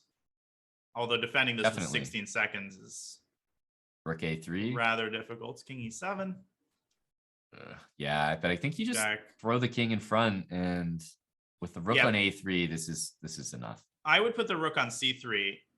Okay, I mean, this is still completely winning. That rook on rook on the third rank is just perfectly positioned defending. I think a he G2 wanted on pawn. B3. Yeah, that makes sense. And it's just Okay, king king D7. D7 and- resigns. Yeah, Uh-oh. D7. Okay. I'm Thought king pretty D7 sure. was a little cleaner. Nice. Rook B4, and he's got it in the bag. That was a nice Yep. conversion. Now we No can harm, say what no we foul. want about missing D7. You still have to give credit to converting that game, because Fabi, to his credit, probably was oblivious. And thank goodness. Yeah. It's not In like this he case, saw he ignorance missed is it. bliss. Yes. No, I mean, Fabi with the Dvoretsky like endgame conversion, but missing the 1600 level, puzzle rush tactic. Exactly. Oh, and this is gonna be one of those matches where you repeat the same line over and over and over again. Oh yeah. For like 20 moves. After this match, there's going to be at least 30 more chat GMs, at least in this variation. Right. Well, and it's gonna be one of those things we're gonna see if you search this in the database 2 months later, you're gonna see like Nepo, Nepo against Grishuk from the Russian super final. They're all going to start repeating this line. Yep. I remember when I played Kramnik in 2015 in a tournament in Qatar, he played a move that at that time was essentially a novelty in a popular Grunfeld line. And that line was repeated 3 times that same tournament. And then if you look at that line now, it's been featured. It's basically bust the line for Black. So it's crazy how you're actually almost part of opening history. You know that what this guy plays is going to be studied by tons of GMs. It's pretty awesome. I mean, it wasn't awesome during the game, but it actually was. I was kind of smiling to myself, thinking this is probably going to be repeated that many, many, many more times.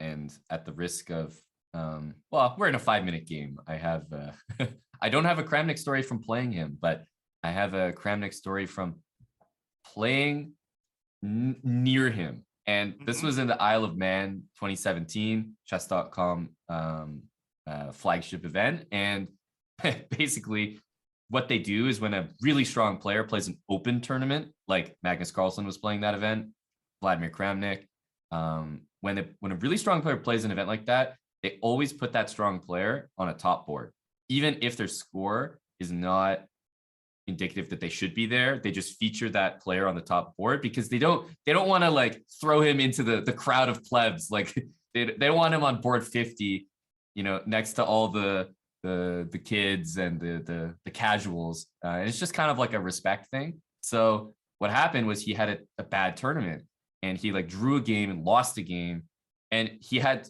so few points given the round that they had to put him. They couldn't keep him. Like they couldn't work hard enough to keep him on the top board. So they threw him into the jungle basically with everyone else. And you've got Kramnik, who's a huge dude in person. He's massive. He's so tall. And he's sitting in this tiny little like golf ball chair in the middle of nowhere on board like 40 next to me. I mean, if he's near me, then it's How already a low bad do you sign. have to get to go to sit next to him Hamilton? And he's just sitting there, and you can tell he's just so tilted. Like he just doesn't belong. He's so big, and he's pushing his chair back as he gets up to walk around every move, and he's like hitting people's side. It's just like takes up so much space that you just can't contain Kramnik on board 40. He's born to be on the top boards. Right. No, that is funny. And he is, I can confirm that he is incredibly tall and very imposing. Really is. Very imposing. He was at the same tournament in Qatar. I was sort of, there was a pool, sort of rooftop pool, and he was actually swimming in it. He actually came and put his goggles on, and he did the whole routine. And all these GMs are just sitting on the beach chairs and reading, and Kramnik is just swimming in the pool. And I don't know. For his size, also known as taking a bath. Right, basically. Well, Okay, we didn't miss a beat, we didn't miss much. Yeah, exactly. Nothing has happened. We're happy to report the same type of structure as we've seen. Again, I mean, I kind of like Fabi's position. I feel like he's the one in control of the king side, whereas the queen side is ultimately going to get locked up. You know, b3, a3, a3, b3. Mhm. There's no name for this in English. There's a name for these pawns in Russian, like, you know, when this a3, b3 thing can happen. Right. Where you're always ready to meet, you know, a3 with b3 and vice versa, keeping the position closed. Yeah, it is. It feels like it deserves a word. It happens so much. Yeah, I'll have to do a translate later because I don't actually know how to translate this word. Like, I don't know what it means. I know how these pawns are called, so it'll be interesting. Okay, so is there, once again, the ultimate plan of going g5? Probably not yet. Yeah, I think you are happy to see g5 because, as you indicated in a previous game, Ooh, uh, really? Caruana with the very bold. Ooh, gives me the fun. In my day, they would kick you out of the tournament for these kind of speculative But sacrifices. this has they backfired can say. completely. But yeah, wow, I'm just shocked at the audacity, you know. I too am shocked. And you know what? This is one of the most annoying things. When you come up with a quote unquote brilliancy, rook takes f3 that you've worked out, and your opponent takes it and sacks the rook back one move later, you're just like, man, you're not, come on, man. Like, play along at least. Let me have my moment. Right. Do you just have to spoil everything by converting this into a positional advantage? Exactly. Now, queen c3, is there d5? I think Fabi has to go d5 because otherwise, you know, his position is riddled with weaknesses. Okay, maybe just one weakness on d6. Isn't the d5 just very strong? You're threatening e4, winning, right? Yeah. Afterwards? All right, man. He goes rook c8 instead. I'm having a hard time understanding some of these decisions. I guess bishop b3 once. And if rook takes d6, there's bishop f8. I mean, yeah, but I don't know. Fabi, I feel like, has not been accurate when he needs to be. That d5 move looked like it would have been agree. Troublesome. d5 is still possible, but then a4 is going to hang at the end of the line. Yep. And he doesn't have e4 anymore. What about bishop d1? I like that idea, getting rid of that. Still going to be a possible move. First, you have to defend. I mean, you kind of have to defend f2. Rook f1, bishop c4. There's maybe bishop c5. Queen takes b2. Yeah, that doesn't feel right. It's probably going to happen because I don't see an alternative to rook f1. I guess you could play rook e2. Ugh. Something feels wrong with that move, though. Yeah, that doesn't make a good impression. The queen on a3 is so lackluster. Yep. Although maybe rook e2, rook c1, king h2. I mean, I'm also not seeing anything concrete for black. He plays it. But what about something slow? Like, does it need to be fast? Like queen d8 even, or like h5? Yeah. Like, I feel like long term, you can't guard the f4 square. I agree. Or, you know, queen d4, queen d1 is also an idea. He goes back to c8, case in point. Now, I don't know if I would play that slowly, but exactly. He's really making a point here. Check. Yeah, I don't know. I mean, rook d2. Wow, White's position is so precarious here. I mean, it's so easy to blunder something. Yeah, but he's a couple moves away. Like queen b4, let's say you trade terrible by black, White's immediately, you know, winning maybe. So he's got a precarious position that he's trying to, you know, walk on hot coals, and if he does it successfully, it might pay off for him here. I'm just sipping my coffee and watching him walk on those hot coals. King h2, taking the well, not real. Queen c1 is still annoying, but it looks very strong because queen f4 check is threatened if you move the rook. Yeah, that's a classic type of combination. The bishop being on f3. It's actually a very poorly placed bishop because you can never play g3. Yeah. h5, there's your move. Activating the bishop via h6. Yeah, I like this. I mean, I like the idea h5. It's just a move that should be played. Stops bishop g4, gets bishop h6 available. This looks like a good passing move. You know, improves the position and gives a ball to White. And I think this shows the importance again of not taking the eval bar with a grain of salt. It's showing zeros, but for a human defending this is so difficult. But that's where these super GMs excel. Like MVL has not shot himself in the foot yet, and he hasn't blundered anything yet. I would still go Queen C1 though, just immobilizing that rook. But Fabi has shied away from some very forward moves, like Queen C1, Rook C1 earlier. So I'm not sure what's on his radar. Yeah, now he's slid into Bishop takes E5. Bishop takes C5. Yeah. Wow. This is a just clear miss because there's not only Queen takes D2, which might be enough compensation. There's there's just E7. mate. No, this is honestly, this is pretty shocking because positionally, I think Fabi has played incredibly well. He's shown such a good set, when he sacked the exchange back. But then when things come to the relatively prosaic tactics, he's, as you said, shying away from the relatively obvious aggressive moves and overthinking it. And I think he's going to lose this game because of that. Yeah, Rook D6 and something either gets the 7th rank or Bishop G3 H4.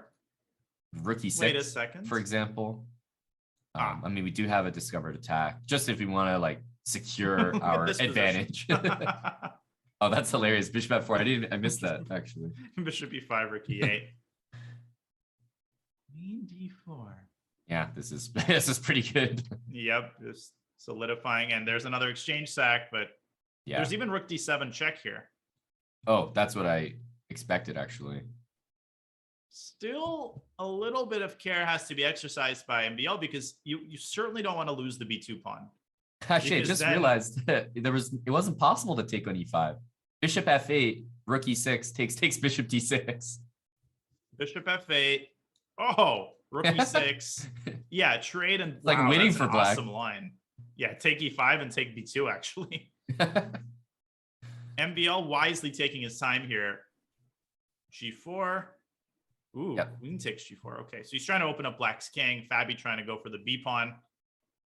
I just don't see this happening though for black. I feel like I don't know. I think it's reasonable. Bishop B2 is always that like pickpocket move. If you can get down there, take that pawn, suddenly.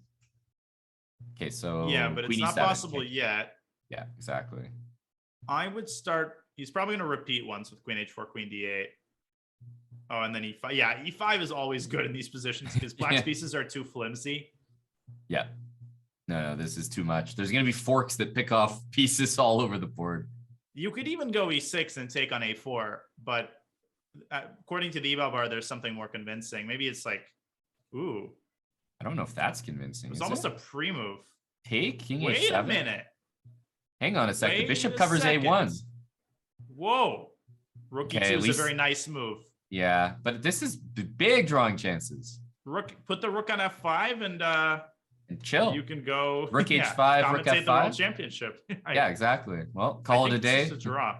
It's 100%. Rook H5 and Rook F5, and you can literally pre-move it. It's so weird. Fabi, like we said, he's been making these relatively obvious mistakes and then pulling off ridiculous, like the win in the end game, the last game, and then the save here. Incredible. Yep. Oh, and this is a huge he made it look easy for MBL. Yeah, it was like there was never any issues. It was all part of the plan. Yeah, that was a glimpse into, I mean, take a look at this, Matt. It's 3.5 to 3.5. Holds like that are the difference. Like, it's clear that this is a neck and neck match. So if you're holding positions like that as Fabi, and then you're winning the positions that you have a chance in, you're going far. Yeah, it's just got that. It's got that vibe. Wow. And a Rosso Limo. And potentially, Daniel, the last match of the segment. So pretty important one as the players, obviously we could get two games here, but the games have been going down to the wire. So interesting to see that when it's tied like this, MVL switches the opening up, right? But there's your favorite knight on F7. So we have winning for some black. commonality. Actually, we have a relatively similar structure if black plays E5. Maybe even a transposition. Bishop G4. I never have really understood the appeal of this. I guess I do understand the appeal of this for black because there's all these little pawn breaks, F5, E5, and white has to make something happen on the queen side because you can't rest on your laurels forever here. So Daniel, can you explain I don't understand, so I need your help. Why did black play bishop g4 to G4 and bishop d7 D7. instead of bishop d7? It makes no sense to me. I honestly think because in the Rosalimo, oftentimes white plays h3 to prevent bishop g4. I think here specifically, the trade of the bishop for the knight favors white, partially because the c pawn would be hard to defend. And I think Envil just realized that and dropped his bishop. Also, maybe he wants a sacrifice on h3 later. Well, he could want like g5. Time. Yeah, like g5, h5, g4. That's my justification, right? It's like the only way to make h3 feel like a weakness. There's a study, chess studies. There's a study composer named Oleg Pervakov, one of the most famous study composers, a friend of the late Mark Dvoretsky. And he has some incredible chess compositions. These are invented positions. He has one study where basically, I mean, this is a study meant for GMs. And there's this 15 I'll see move myself line. out there. right. Goodbye. There's this 15 move line, and it results in some pawn end game that's like drawn by the skin of black's teeth, and white's supposed to win. So basically, the solution is you start by basically inducing a6, and then going back, and then going down this 15 move line. And at the end, the lack of an extra move results in the end game being winning for white. It's absolutely insane. Like the level of depth. This reminded me of that. Yep. Yeah. The level of depth would be impressive here if we see that mattering. Right. this would take the cake. Mark my words. I think we're going to see h3 mattering. I don't know who it's going to favor, but I think it's going to become important. Now, will MVL go d5 here? Ooh. d5 looks like it's happening because the bishop and knight on g7, f7 are so well positioned to handle a d5 move, but MVL is sort of addicted to the, what I'll call the Fabi idea of bishop f6 and, maybe h5, g5 stuff. Right. Oh, and h4. Yeah, great. Okay, I guess it. Ooh. Not sure it paid off there. Yeah, no. h5 inducing the weakness of the f5 square. Yes, usually knight h2 in these positions. Oh, there we go. Like This again. Queen F3, e2, knight g4. Or yeah, exactly. Queen e2, knight g4, f3, knight g4, and getting all over those light squares. Yeah, and bishop c5 now. Yeah, a lot of weak squares, and d5 was not very impressive. No, this is trending in Fabi's direction. I'm really loving the way he's playing this so far. God, positionally just so smooth. Yes. He's just playing with a certain crispness. Every move has a clear purpose. And if he just tightens up the tactics, I think he's... Exactly. That's been lacking. Yep. Yeah, and Mobile has been struggling in the openings. It's a way to pronounce his name. I'm a fan of the shortening Mobile. Mobile, yeah. Queen d1, hitting the rook and preparing potentially knight g4. Yes, and it's sort of like quote unquote hitting the rook. He's taking this to another Mobile. I liked it more the first time. Okay. And knight g4 is actually maybe threatened, even though it drops the d2 rook, the c8 rook hangs as well. Right. So, for instance, if you put the rook on the very unfortunate b7 square, yeah, exactly. This is finally. How often do you see like 4 rooks being captured in succession? Probably more often than you see 4 pawn moves in succession. I've never seen 4 pawn moves ever. Yeah, I don't know why I'm pretending like it's like a $2 bill. Like they're not as rare as people think they are. I don't know if you have the same thing in Canada. Like, do you have a $2 bill? No. Anything less than $5 in Canada is coin. Oh, it's, okay. Got it. It's actually coin based. Coinbase. Ooh, yeah. And the Coinbase doesn't really do anything for chess, no, right?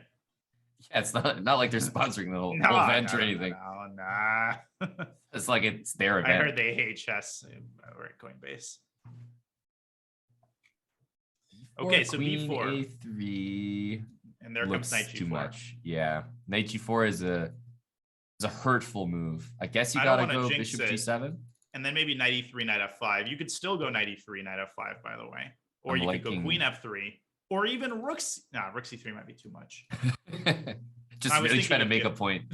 Right. I can make any move and ignore your pawns. Okay, that's a little bit surprising to me. I guess Fabi's basically saying, okay, I'm going to put my queen on f3. Now I have the e4 square. That's one of those moves that I doubt and question, but I know it's also like a tremendously strong move. Yeah, but the reason I don't like it is because it plugs the F file, and I feel like Exactly. in a blitz game, it's just easier to attack on the kick. Now, not to say he's still winning positionally, but and this has still been a masterpiece so far. Back to c5, and if you take on a3, you're going to play b5, b6, I think. Yes, that's got to be the plan. Or bc. BC and bishop f8. Yes, it's tricky. You know, I always find a certain pleasure in putting my piece on the initial square where my opponent's piece once was. And especially if it's the same piece, like a knight on g8 one. if you're white, or a queen on d8. It's just a certain feeling of domination. Definitely. But it's most profound in the minor pieces, certainly, because the rooks and queens often occupy those squares generally over a chess game. So it feels better to do it with the bishops or knights. Now, I would be, let's watch and see whether Fabi can convert this crisply, because he has struggled, and when things get a little tactical as they have here, he struggled a little bit. Let's see if he can take this all the way home. And the nice thing is that it's not like black can play king g8 to get out of bishop f8 and threaten to take the pawn. But so small problems. He's permanently stuck in this tactic of bishop f8. Why are you ruling out perfectly legitimate candidate? I mean, are you saying that black can't sack the bishop and the queen here? Well, it's a sacrifice if black manages to draw or win that game. Otherwise, I might chalk it up to a blunder. Yeah. Okay, d3. Not actually threatening anything. Yeah, but it's doing the most dangerous thing in chess. It's threatening to threaten. Right. Second order threat. Knight d3, queen b3. And you got to be a little careful. You could play rook c3, but then take stakes and e4 comes. I like rook c4. Rook c4, stopping e4, same idea. Yeah, but now e4, and black is right back into the thick of things with knight from f7 potentially re-emerging to e5. And again, I think Fabi has already lost a lot of his advantage, and he's down to a minute on the clock. Rook c4 is not as good now. You're not even threatening to take the pawn. Just knight e5. No, this is unclear. And this would be a heartbreaker, because this is very likely to be the last game with 45 seconds left. But it would also be a little poetic. Remember that last game, Fabiano did the saving. So both of these guys have had the other on the ropes completely. And I believe this will be our last game as you take a look at the match clock ticking down there. Yes, for sure. Fabi doing some thinking again. I hope we're going to see a real howitzer of a move here. Right, c7. Well, not bad. Rook takes c7 again. There's bishop f8. Mm-hmm. I don't know if I'd call that a howitzer, but I mean, it's a pretty good move. Now, what does black do? Bishop e5, knight e5. Knight g4 is interesting here for white. I think white is definitely still winning. Rook a6, rook c6, or rook c6 now, still quite annoying. You can't get rid of that c pawn. I think I can call it a howitzer. That was worth the time investment. It was, and white could potentially diffuse the d pawn with a move f3 at the right moment. Okay, another exchange sack. Uh-oh. I think that's a good practical decision by MVL, but knight g4 is coming. Mating ideas. Yeah, the main thing is like rook e6. If you can get your hands on the e pawn as white, you know the game's over. So I see rook e6 as lights out. Yep. I mean, this is just, rook c4 could be tried, but then still rook takes c4. Yeah, exactly. And then knight f6 at the end of the 4. I think the f6 square has been the story of the game, and resignation by MVL. And that is time up. Yeah, that's our last game. So huge from Fabiano. Those last two games, Danny, he went from dead lost, just clawing, and he managed to save a draw, and then he comes back in this game, wins the final one, so he's actually got the lead. He has the lead, and I think it's safe to say that he has played the better chess in the 5-minute segment. But the good news for MVL is that he's limited the lead to only 1 point. Nothing has been decided yet, and I think MVL is happy that there's going to be a transition to a shorter time controller. He's going to try to prove his blitz superiority.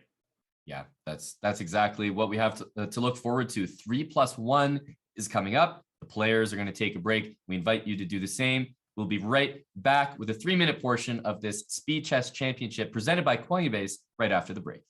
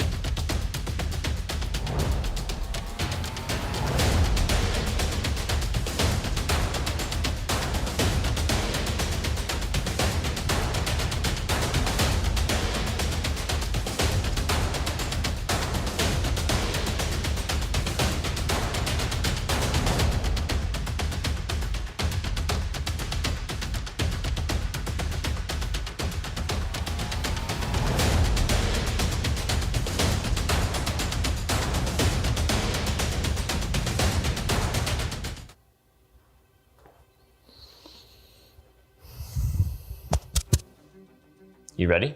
Yeah. Your knight's on f7. Where can it go? F7, D6, E8, G7, H5, G3, E2, C1, B3, Stop. A5. White king on a3, white pawn on b3, black king on e7. Who wins? It's a draw. Black's king gets to A8 before white's king gets to B7. Name the fastest checkmate for white. E4, E5, Queen H5, King E7, Queen takes E5. Recount your opening versus Alexeyenko from the first half of the 2020 Candidates Tournament. D4, Knight of 6, C4, E6, Knight E3, Bishop E4, F3, D5, A3, Bishop E7, E4, DE4, FE4. Stop. Tell us about a chess game that made an impression on you. Karpov-Kasparov from the World Championship match 1985. Kasparov's octopus knight on D3 controlled 8 squares in the enemy camp and allowed him to become the world champion. There's a knight on e5. What squares does it attack? F7, D7, C6, C4, D3, F3, G4, G6. Stop. How do you do this? Visualization in chess isn't difficult for me. It just comes naturally. Where does crypto come from? Honestly, I don't know. Can you tell me?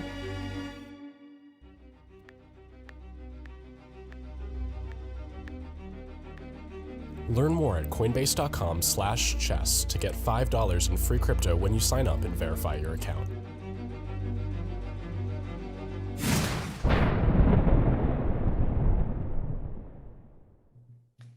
Welcome back, everybody.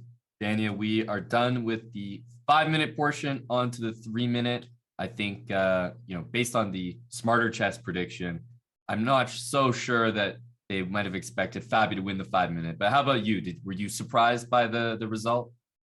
Not particularly. I mean, again, I can't emphasize enough that Fabi he was never bad at Blitz to begin with, and he's only gotten better. So he's played excellent chess. His opening preparation is nothing short of amazing, and that bodes very, very well for his Blitz success.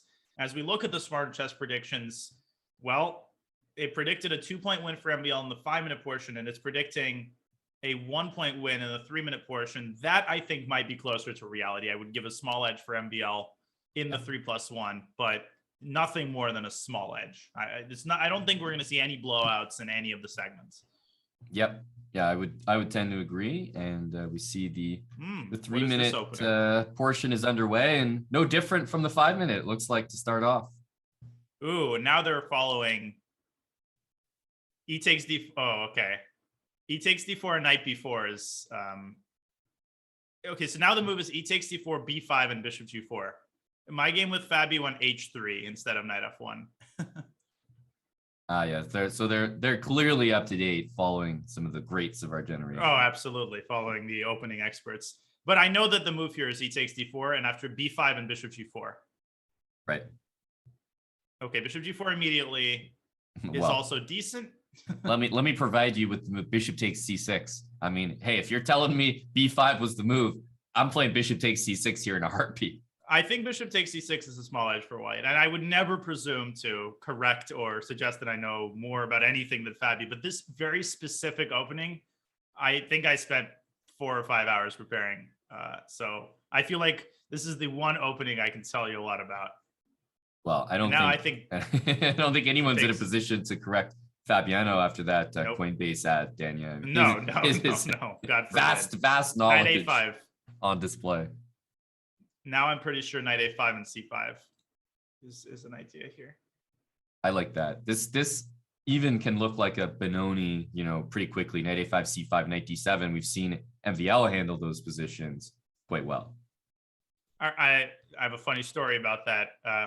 A couple of years ago, I was analyzing a Rai Lopez line with a friend, and we were lamenting. It was a structure like this after C5, D5, and the computer was showing a decent edge for white, and we thought, man, this is not so good. We need to find something else. And then he said, wait a second, we just need to think about this like a good Benoni, because Benoni is basically losing for black. And this is only slightly better for white, and it's a Benoni structure. So we're both kind of King's Indian Benoni type players.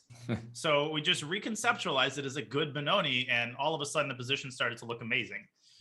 Exactly. Just it's all in the eye of the beholder. It's all about how you look at it. Perspective, guys. Glass is always half full. Always look on the bright side of the Benoni. Which there often isn't. So yeah, exactly. We've lost MVL, right? He's sort of sunk into his bed or his chair. He's hit an iceberg, yeah. This definitely looks more.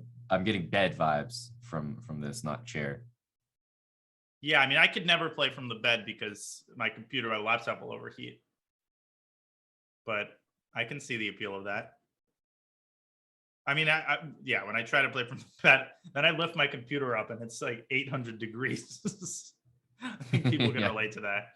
Oh yeah, it's just seared a hole in your pillow. Right. But then actually it is pleasant. It's like a pillow warming service. Right, as Although laptops were designed to be. Right, generally a you want a $2,000 service. service. Right. Yeah, it's like that Juicero startup from the Bay Area a couple of years ago. Remember that? It was this scam where it was a one of those like $600 juicers. But then somebody discovered that the juice packets that went with it, rather than feeding it through the expensive machine, you could squeeze it by hand and make the same exact juice. So it was a big thing at some point. Yeah, never heard of a Bay Area startup being a scam. Yeah, couldn't be. Okay, so white is up a pawn here. Obvious compensation in the form of a weak king, but I'm not sure it's enough. White's queen is very nicely positioned here. It's guarding g5. White is definitely objectively better here. Fabi now down to a minute as well. Yeah, and things like rook c6 come to mind, hitting a6 and g6. If the queens ever trade, white is laughing. Right. Rook back to d8. I feel like queen g5 makes a very good yeah. impression. And the pawns start to collapse. No, I would definitely take it and go knight f4, knight d5. Ugh. Yeah, this is, as I said, white's laughing. Currently, white is laughing. Yeah, up a juicer and up a juicero, should I say? Up a juicer and looking to squeeze out the advantage. No, this is losing, I think. Rook d4 may be a nice defensive move. Hitting the 4 pawn you can't take because you lose the knight. Accuracy still required by white.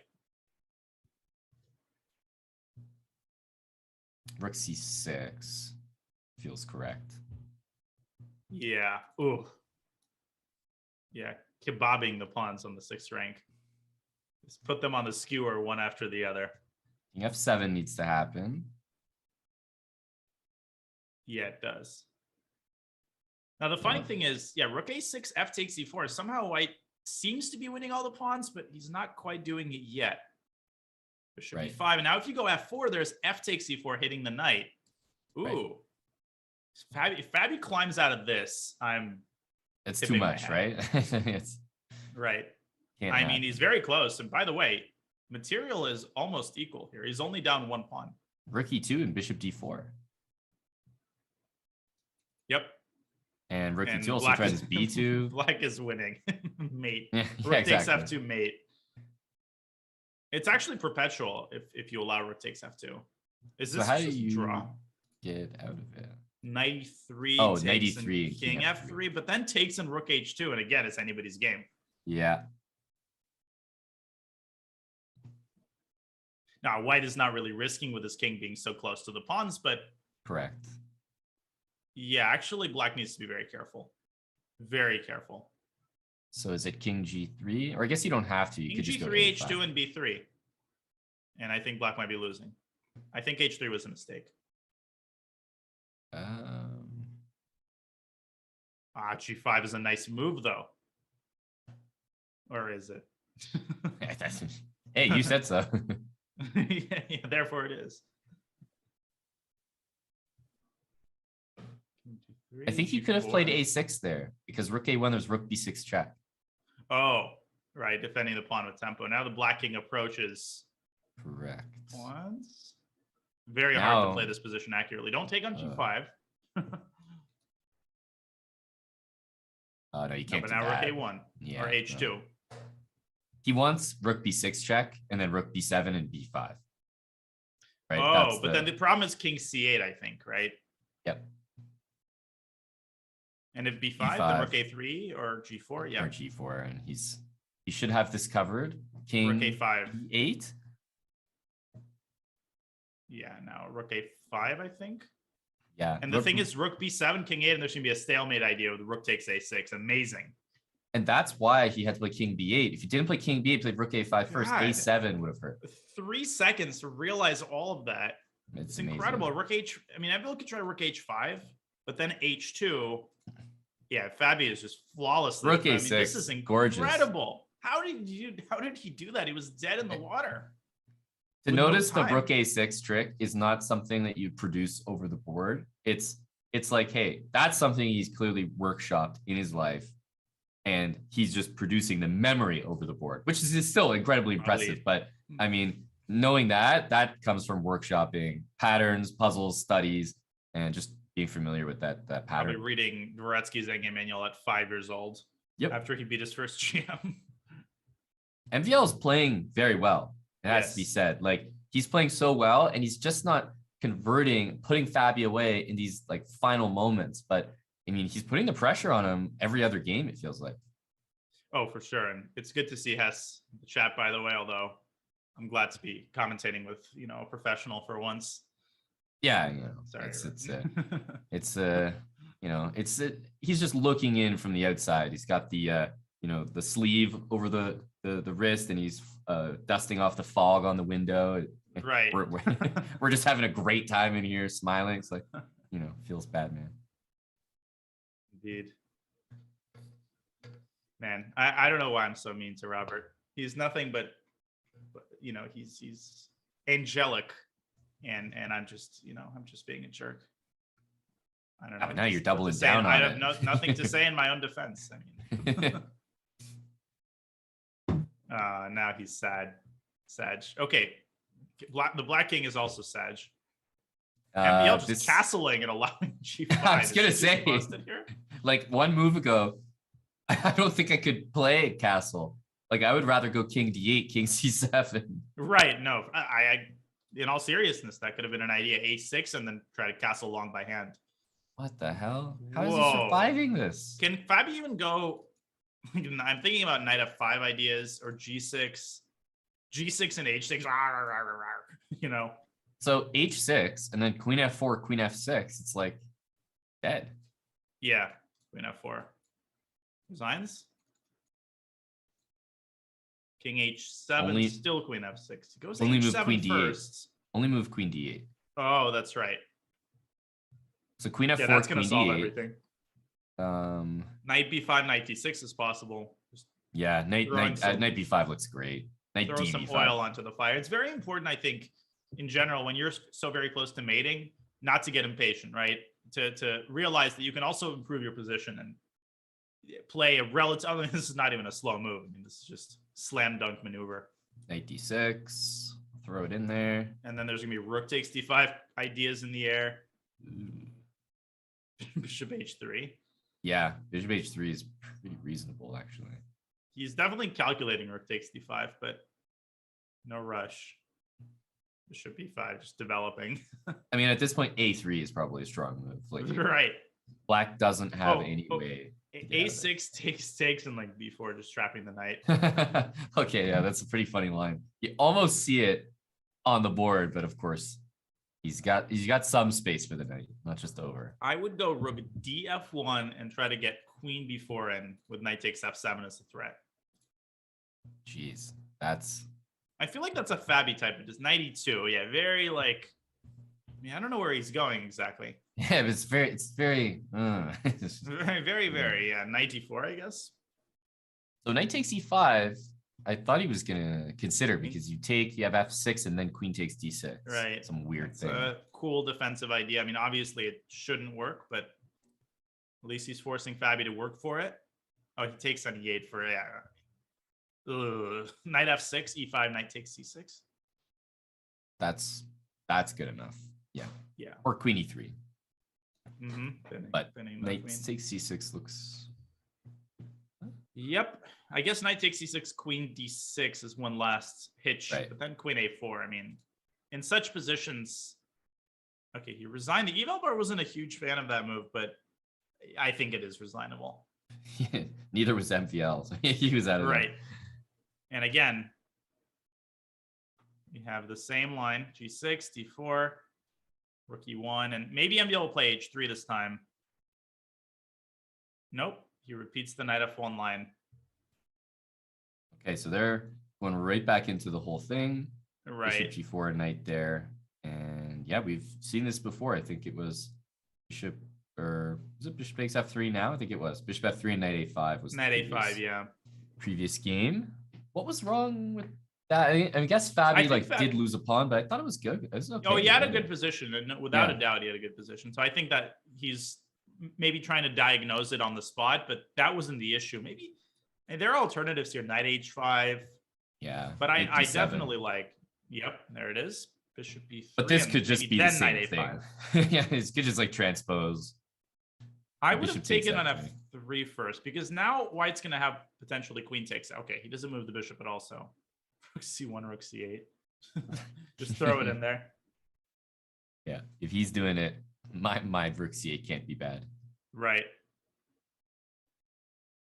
But I agree with you. H3 can now be met by queen takes F3, and A takes B3 for White. It's actually not that bad. The A pawn is kind of weak on A6, and double isolated B pawns are not as bad as they might seem. Right. I mean, it's going to be important, I think, for Black to get C5 in at some point. Queen D2. Yeah, he's looking for all the double pawns. Like, right. give me all of them. Give me all. I'll take him. It's like the one guy who likes the, when you order fried calamari, the big tentacle pieces. I don't know how to define them, but there's always one person who will seek those out. Give me all of them. It's not me, I'll tell you that. No, it's not me either. D5 makes a very strange impression on me. This is just amazing for Blitz. C4 and knight D3. I don't know what just happened. That was like I think MVL needs to make some changes to his opening. I'm not a fan of the double pawns in general on F3, so yeah, I would tend to agree. I mean, this is just a free pawn on B2. I don't think you'll find too many fans of this particular set of double pawns.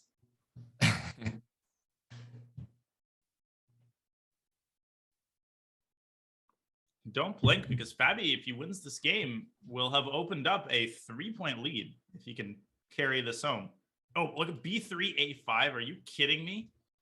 Ouch. Queen is trapped. Ouch. Wow. And actually, that's not so easy to defend against rook B1. Sad necessity. Because you can just play A5, A4 for free now.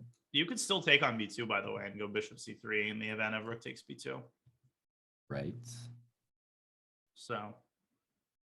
Oh, Fabi drank water.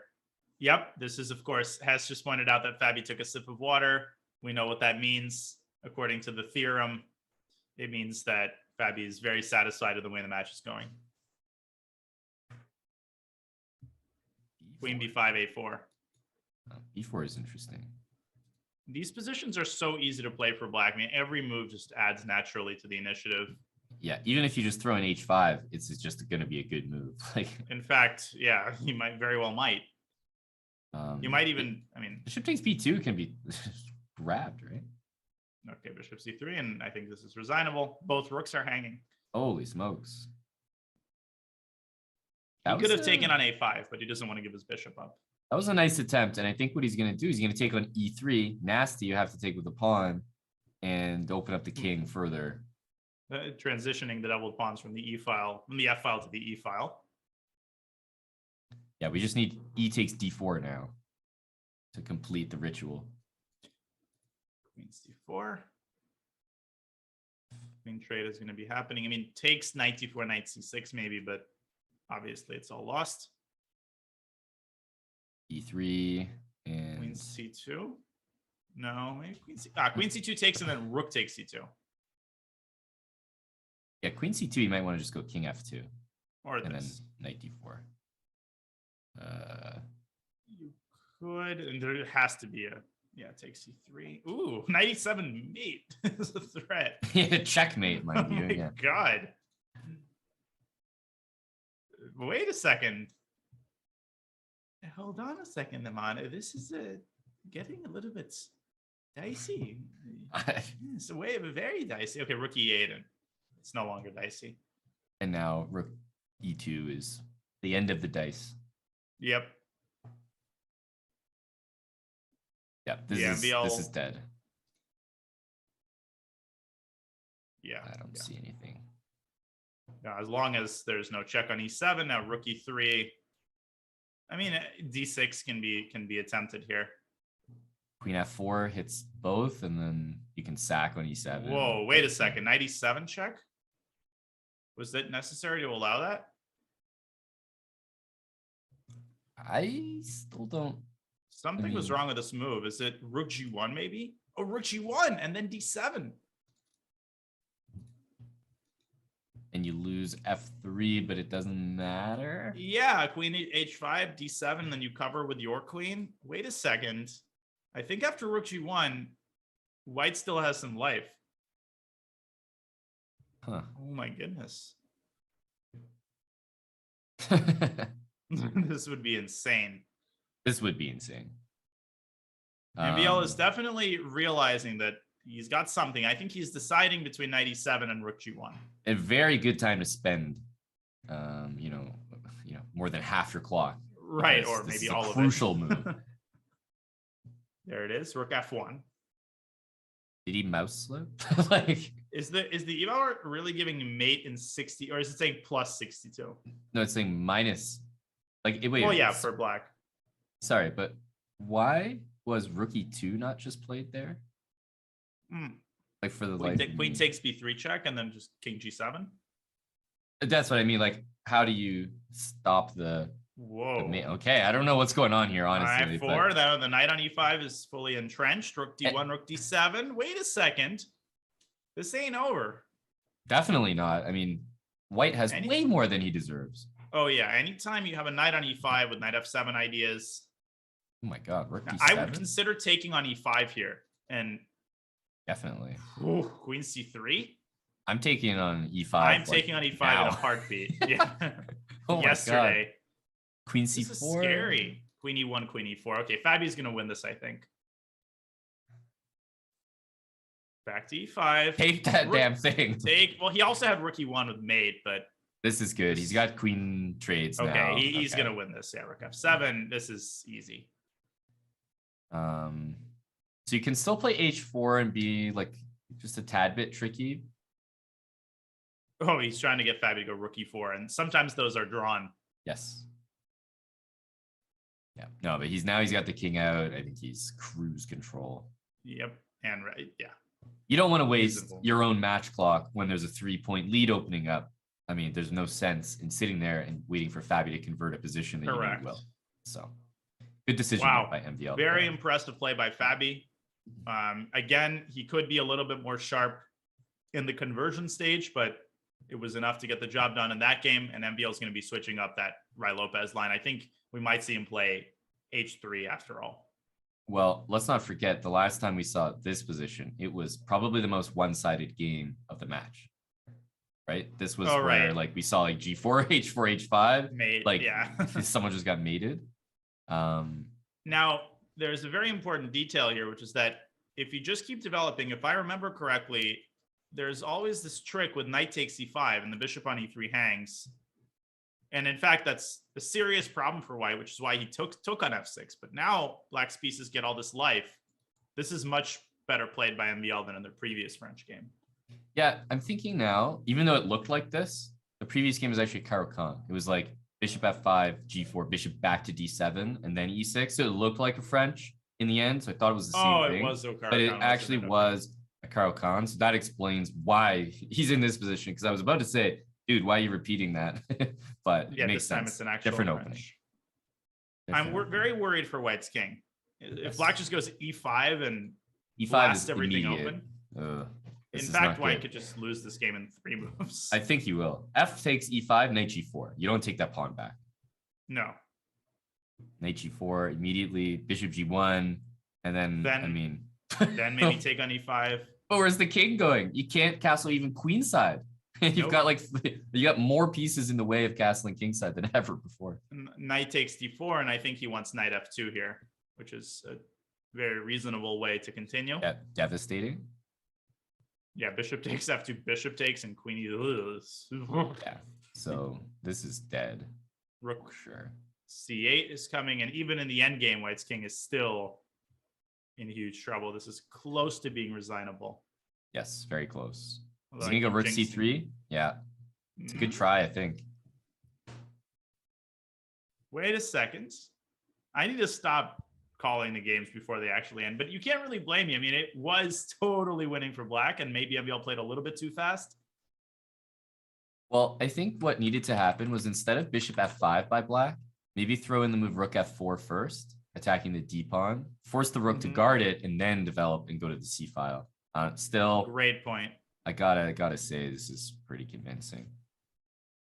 I don't know. If White can find a way, I mean, rook b6, rook b2 is a huge threat. And White needs to find a way to address that. Maybe Are bishop we b2, trading bishop f3. bishops?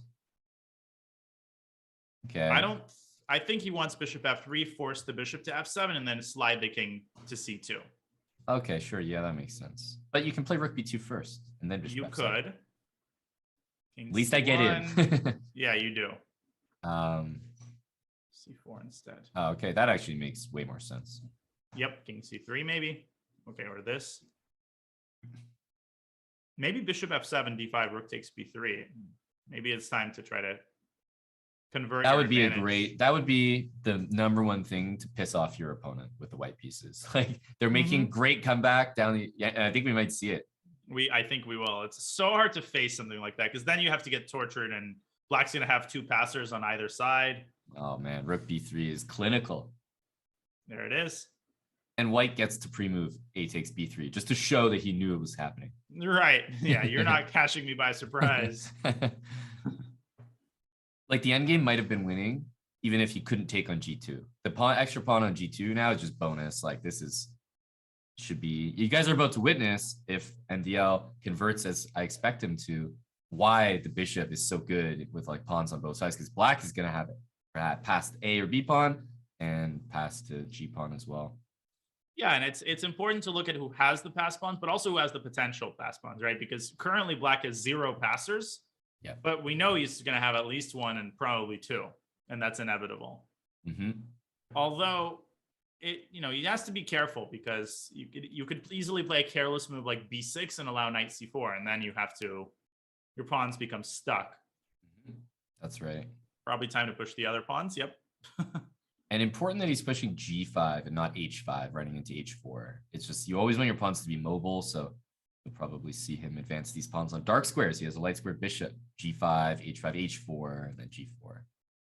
e3, good move by Fabi. He's doing everything in his power.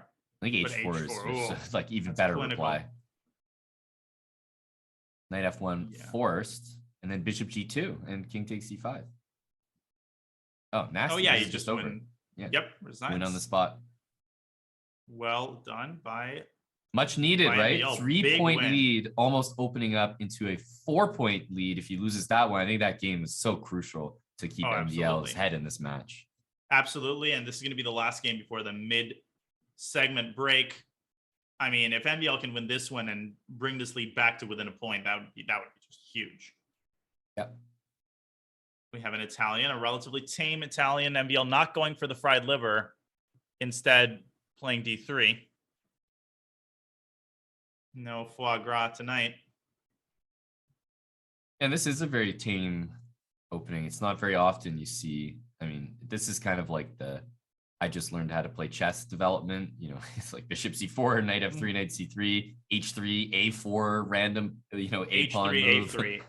I feel like kids particularly, I found that I've worked with some relatively beginner adults, and I found that kids have this h3, a3 thing where they always just play these two moves. I don't know exactly why. I think it gives a sense of comfort to make luft on both the king side and the queen side. Yeah, it's the anti-bishop, it's the anti-pin. Oh yeah, bishop b4, but that's right. Bishop Like b4, you bishop never b4. ever want to be pinned. If you get pinned, you lose the game. Everyone Right, knows and you that. can resign, yeah. So it's I don't want to ever get pinned for the rest of my life this game. So good luck. We had I've told this story before, but at my local chess club in San Francisco, where I kind of grew up playing, there was a regular player. His name was Arthur, and he was a super nice guy, actually pizza shop owner. And but John Donaldson, the director of the of the club, who was sort of my coach on and off, he told me that if I ever play him, he's terrified of having doubled pawns, to the point where he would rather basically give up a piece than accept a position with doubled pawns. And I ended up playing him, and I actually kind of used that because I went for this line where he could have acquiesced to a trade and he would have had doubled pawns, and instead he went for a line where he basically gets mated. So the rumors were true. But it's funny how players, even relatively strong players, he was like 1700, develop these complexes. They really fear, and we all, I think, know the player who fears, irrationally one specific thing, and they'll take an insane detour to avoid the freeway. It's like, I think mine was the stone wall when I was a kid. I never liked playing against the stone wall. I just would lose every game. It's like d5, f5, knight e4, and yep, I'm mated within 5 moves. Interesting. So I would always have a pawn on d3. Could never allow a knight on e4. It's like I honestly I hate playing against like the Pillsbury knight, right? The knight on e5, which is surrounded by pawns on d4 and f4. That's why the openings like the Kali system are so annoying. Because it's like white fianchettos, bishop b2, bishop d3, knight f3, knight e5, queen h5, rook lift, and mate. Yeah, it's the classic. Yeah, exactly. Force win, of course. Okay, so a relatively strange turn of events. A trade on d5. Man, white would have killed for this pawn to be gone right now, because then queen takes g6 would have been a move. And this has been a great game by MVL, and he's not even using his pieces. He's going g3, h4, completely dominating these knights on g6 and h7, and he's got the bishop pair in reserve, plus he's got all the queenside space. a5 and d5 pawns means black's not really expanding with b6 or c6 easily. h5 is not under the question here, although I don't know who that benefits. My idea was h5, knight e7, knight takes e5, and takes d6. Yeah, he's played it. Knight h8 might be necessary here. Right, and then the knight h2, f3, h4 is so strong because knight h8, f7. Hey, I'm a fan of those knights, as you know, Danya, but not here. That knight can't support the f pawn at all. The light squares are getting killed. And even the immediate knight e3 hits the f pawn. That's also interesting. I think both moves make sense. Yeah, knight e3 is just better version. Looks like. Well, also knight e3, f4. Now you can go knight g2, knight h4 if you want, or knight f5. I mean, really, put the knight any square that's legal, and I think you're making a good move here. Because there's so many weak. I mean, such a Swiss cheese situation on black's light squares. It goes knight g4. This not entirely expected, actually. Okay, king g2. Actually, the reason I wanted king g2 on the previous move was to play bishop e3 and like bishop g1. Actually, I don't want to trade the dark square bishops. Right, and in comes the light squared bishop, although knight g5 would prevent the bishop coming to e6. Oh, there's the move you were trying to prevent. It's white's much better here. He's also got rook a4, rook b4, like these kind of ideas. But I still think black's plan of getting rid of the bishops is the right one. Yeah, the problem is that if black gets his pieces a little bit more active and pries white away from e6, white also has some weaknesses, right? d5, h5, it's not clear. Yeah, and bishop takes e3, although it might not look that great to give away the bishop pair completely like that, like 2 bishops against 2 knights. I think it could be reasonable and take this h5 pawn. I can almost get away with it. Right, and I love king h8, liberating the knight. Now knight d8 is another problem. MVL dropping, his clock is fading, and this is going to be really hard to handle for white. So do you have to play? Rumble a little. Yeah, exactly. I was going to say, do you have to play c4? Knight d8? I mean... Yeah, bishop f5, and then e4, d4. Oh, and if you take on h5, you walk into bishop g6. And take on f1, knight takes f1, and you're winning something there. Yeah. In fact, bishop g6 is a very, very nasty threat. Yeah, that is a killer square. It really is. I mean, king back to g8. This has taken a turn for the worse. Still, black is still amazingly... Oh, knight e7 and move the bishop away to f5 and knight g6. And then bishop e6. The light squares, it's just dancing Ooh. circles at this He point. missed it. Still knight e7 and bishop f5. I mean, that looks automatic to me. It's But at not least- quite the same. Rook f7 Yeah. now. Yeah, exactly. You have a rook Or move. rook e8, yeah. C6, here comes the black pieces. Uh-oh. Rook b8. Rook b1. Watch out for bishop d7 if you ever move that knight. That's going to hurt. d5, b5. Okay, things have... It's total chow. Very now. loose position. Takes a6. Rook a8, rook a1, probably? I'm just going to stay silent and watch because I have absolutely no idea who's going to win this game or who's winning. I feel like White's probably in control at this point. He's taking e2. He's going to put a rook on b6. This is nasty. These knights do nothing. Knight d4, maybe. Just stop the pawn from going any further. Yeah, you always have bishop e6 as well. And this should be a win at this point should for be a win. MVL. Rook b6, knight d5, still some uncertainty. Yep. Because you're going knight c7 maybe and taking that pawn. Anything could happen with 10 seconds. Knight e6, knight d5. Ooh, there's forks galore here. Yep. Oh. I don't know. Hey, it gets the h Take pawn. it. Took that pawn. Congrats. But Rook b7. a7. Yeah, no, this should be winning that. But where does White put the knight? I mean, king e4 is going to have to happen at some point. Or Correct. just go after the g7 pawn. Yeah, black's got his h pawn, like, you know, as if that guy's making a As queen. if that, yeah, as if that's gonna help. There's stalemate ideas. King g4, knight e3. MVL struggling to deliver the final blow here. Knight Yeah, e3. move. Knight e3. Oh, He's gonna lose on time. yeah. Yeah. I was thinking maybe knight e3, f6, h2, and knight g4 check. But then you probably lose on thanks to the a pawn as well. Then. Right.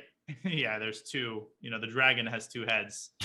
And MVL Man. succeeding in getting this back to a 1-point match. Big 2 wins as we go into the mid-segment break.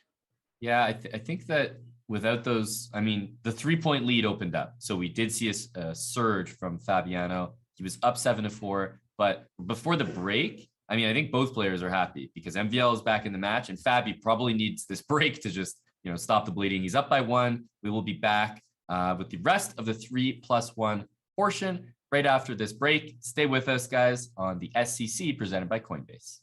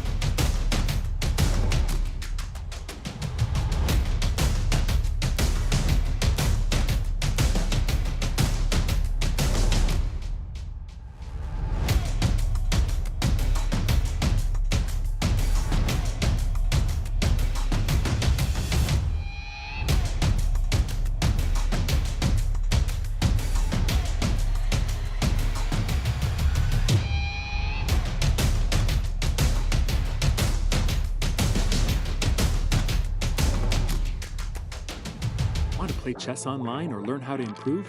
Join us at the #1 chess destination in the world, Chess.com. With thousands of people playing at any moment, you'll quickly find a game with someone at your level, whether you're a beginner or a grandmaster. Chess.com makes learning fun and easy.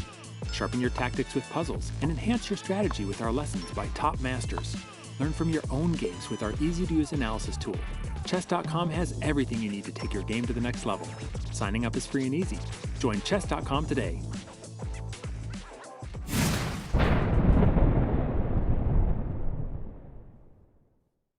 Hello, everybody. We are back. Hope you guys got a good break, refreshed, and ready for the rest of this 3+1 segment. We have a 7-6 match, a 1-point lead for Fabiano, but Dania, MVL has been eating away at that lead. Are we seeing the momentum start to shift, or is it just back and forth in the 3-minute portion? Because Fabi was surging earlier.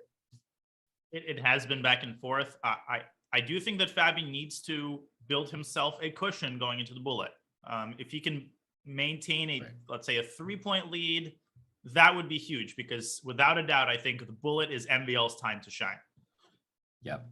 And we see MVL repeating, hey, why the heck not? One of his most crushing defeats of Fabiano was in this exact line of the French.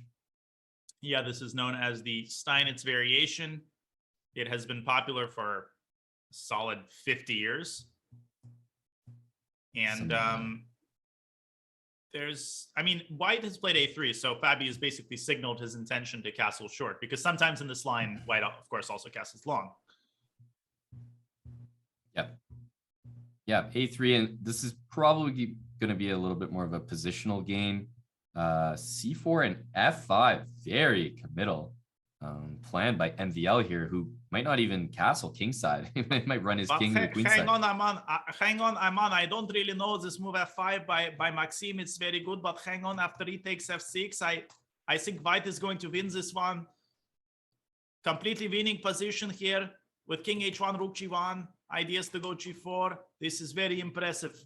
Very impressive by Fabiano. I hope people really know who that is. This is really a good one. Well, I was asked multiple times in the chat, so I had to. I think that's very spot on. It's the way he says position. It's just so telltale. Position, yeah, position. Yeah. Well, it's really a intonation roller coaster. And he likes to say hang on too. So in any case, we have a very locked up position. The funny thing is, usually in this line, White castles long and Black castles short. It's like those King's Indian games where wait, what am I trying to say? You're saying White the King's Indian game where White castles long, Black castles short, and right. Even though Black's the one that's launching maybe the pawns at the White queen side, yeah, that's White right. is returning fire with like B4 C5 and doesn't care. right.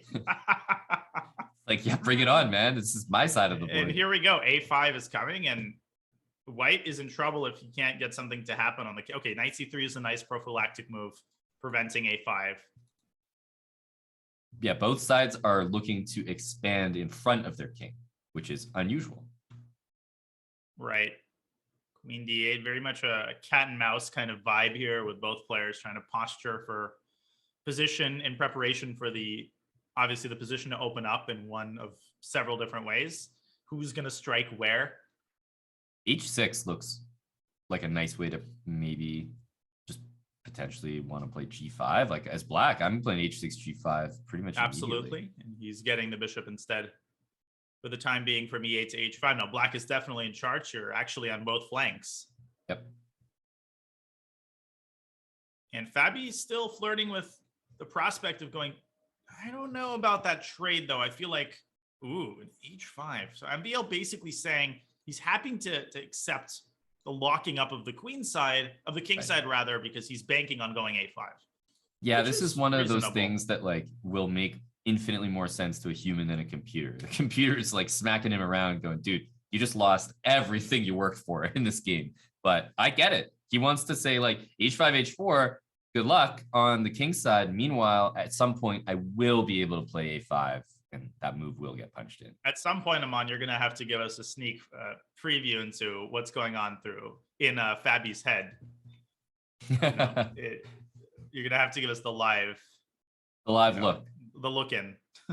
Yeah, and Fabi's intonation has changed a while. So just like you, I'll bank that one and bring it out when people least expect it. Fair enough. And by the way, speaking of posturing for position, rook GB1 and maybe A4 comes. I mean, black falls asleep. The opportunity train in regards to A5, I think, has kind of passed. Because remember, there's going to be some weird position where, A4 happens.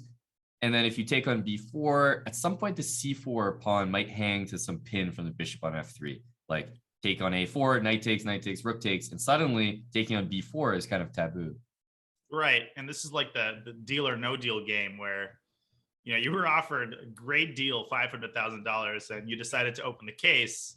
And then you're like, okay, I'll take you opened up $1 million and now you're going to try to go back, but there's no going back. This is a disaster. C3 and C3. Oh my goodness. And eventually that bishop could return to A4. I mean, this is just. Got to go king C7 now. If rook A4, A5. There's 94. 94, yeah. Even this is not so bad, by the way, for one play. Yeah, it's playable for sure. But there's really no rush.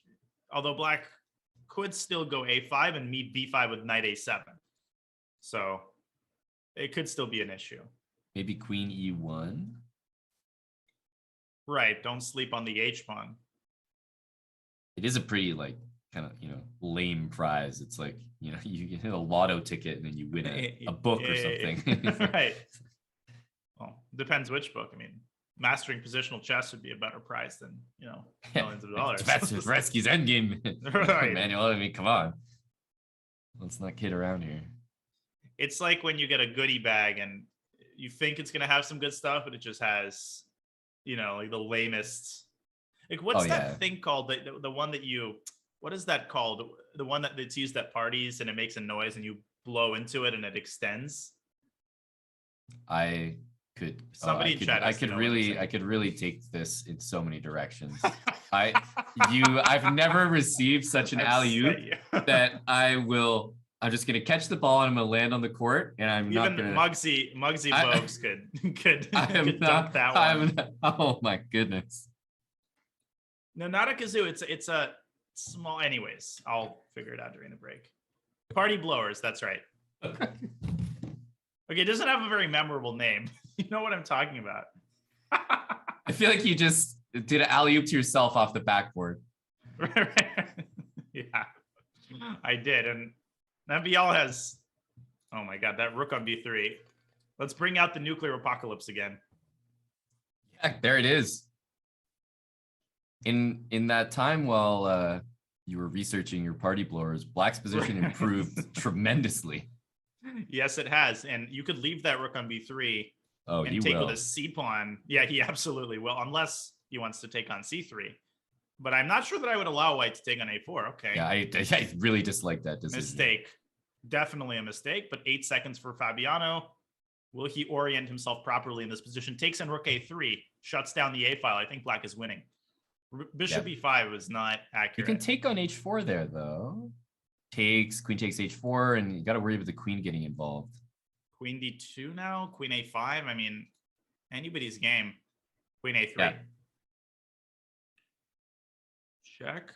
Okay, White go for some sort of perpetual here with Queen E7. Wow. Wait, is white winning? Queen D6, Queen D6 and Queen C6. Oh my God, he's gonna win. Queen Bishop C6. A6. Wait, Bishop A6. Bishop A6 mate. Mate, what? Mate in 1. Oh, he had mate in 2. No, he's gonna lose. Maybe Queen D6 and Bishop A6 is still mate. Oh my God, black's gonna walk the king all the way to F4 and E4. He is. You literally had mate in 1. No, he's gonna win. He's gonna lose. Well, we're talking about the different people. But we're both stunned equally. No matter how you slice the result. What the heck? I gotta show this. Unbelievable missing pull mate in up 1. That game. There's no sugarcoating it. Bishop A6 is also a pretty common pattern. I mean, of course, it's easy to say, but let me just give you the instant replay. Oh my God. This looks like a perpetual, but no, it's winning for white. Bishop A6 mate. And what makes this worse, Simon, after Queen C6, okay, you can go queen back to D6 yes. and then give the mate. I You can think maybe- also play queen takes e6 and then still have the mate and then later. still go queen d6. And probably if you do that, then taking the knight would be better. So again, no matter how you slice it, Queen b6, king e7, queen f6 mate, same mate. right? Wow. Incredible. Now, it has to be said, that's not the only one, right? Didn't Fabiano have another, like, I feel like he had another crazy miss earlier in the match. It was like a tactic. He missed like a really simple tactic, and now he misses a mate, and I can just count the points that he's throwing away, and you add that to the match score, and I think you could paint a pretty unfortunate picture as we get towards the bullet portion. Right. Okay, so let me just pull up the current game. There we go. And we have an Italian, sort of a typical Italian position here. Oh yeah, sorry, just reading the chat. Thank you guys. D7, right? After queen c6, d7, just queening the pawn. He missed pretty early on in the match. Oh, okay. Which was, a pretty easy one for his level. Right. Wow, a heartbreaker for Fabi, who he's kind of losing the thread here a little bit, although the match is still tied, but he has to stem the bleeding. And again, I think ignorance is bliss in this case. He probably doesn't realize he missed mate in one. If he did, that's all he would have been thinking about. Yeah. There's nothing more debilitating. Have you ever missed mate in one in a over the board game and lost or drawn? I don't think I've missed checkmate in one, no. But I've certainly missed I'm probably missed like mates, just not mate like in one. It hasn't been staring me in the face, but probably some combination of checkmates, definitely. I missed when I was 2000. I saw a mating combination that was brilliant and finished with a queen sacrifice. And I decided to repeat moves once to get the time control, which is verified, but I saw the idea. And I didn't realize that I had previously repeated the position. So I accidentally repeated 3 times. And I literally jumped out of my chair when my opponent stopped the clock. It was so heartbreaking. And then my coach decided to rub it in. My coach obviously got so mad at me for that. You can't allow this. And then he said, if you had played this combination, I would have sent this to New in Chess. And this is such a brilliant combination. You would have gotten published. And he just had to add, he has to rub it in a little bit because it wasn't enough. The self-punishment wasn't enough. Check the inbox so you get an email from New in Chess. Hey, Dania, we're not going to be publishing your game. I just wanted to let you know that we would have. Right, exactly. We already mocked up, just like the Dewey wins. Had the whole full page edition. We had to redo the entire journal because you repeated the position, but don't worry about it. It's all good, man. It'll come around, won't it? Again? Right. Another very locked position here. And again, I'm not sure who's in charge on the king side. It's got to be black, right? I mean, with h5 coming at some point. Yeah, the position never really scares me, I have to be honest. Like with f3 so well protected and the light squares, I find like pretty much all of black's king side stuff here to pretty much just be hot air. So but that coach was one of my favorite coaches, by the way. I worked with him for several years. He was awesome, but classic Soviet style coach.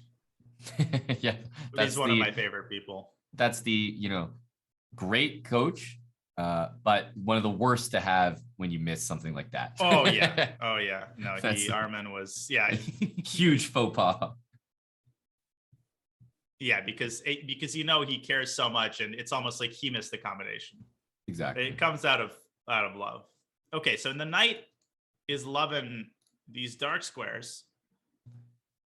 Both players maneuvering, white trying to evacuate the king from the king side. This might be a draw just because neither side can make progress, or it might explode.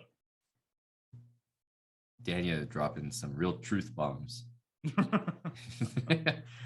This might be a draw, or it might explode, and then it wouldn't be. White might win, it might be a draw, or black can win, in the words of the sage. I find the move f takes g4 to be pretty incredible, by the way. I would have probably automatically taken with the h pawn.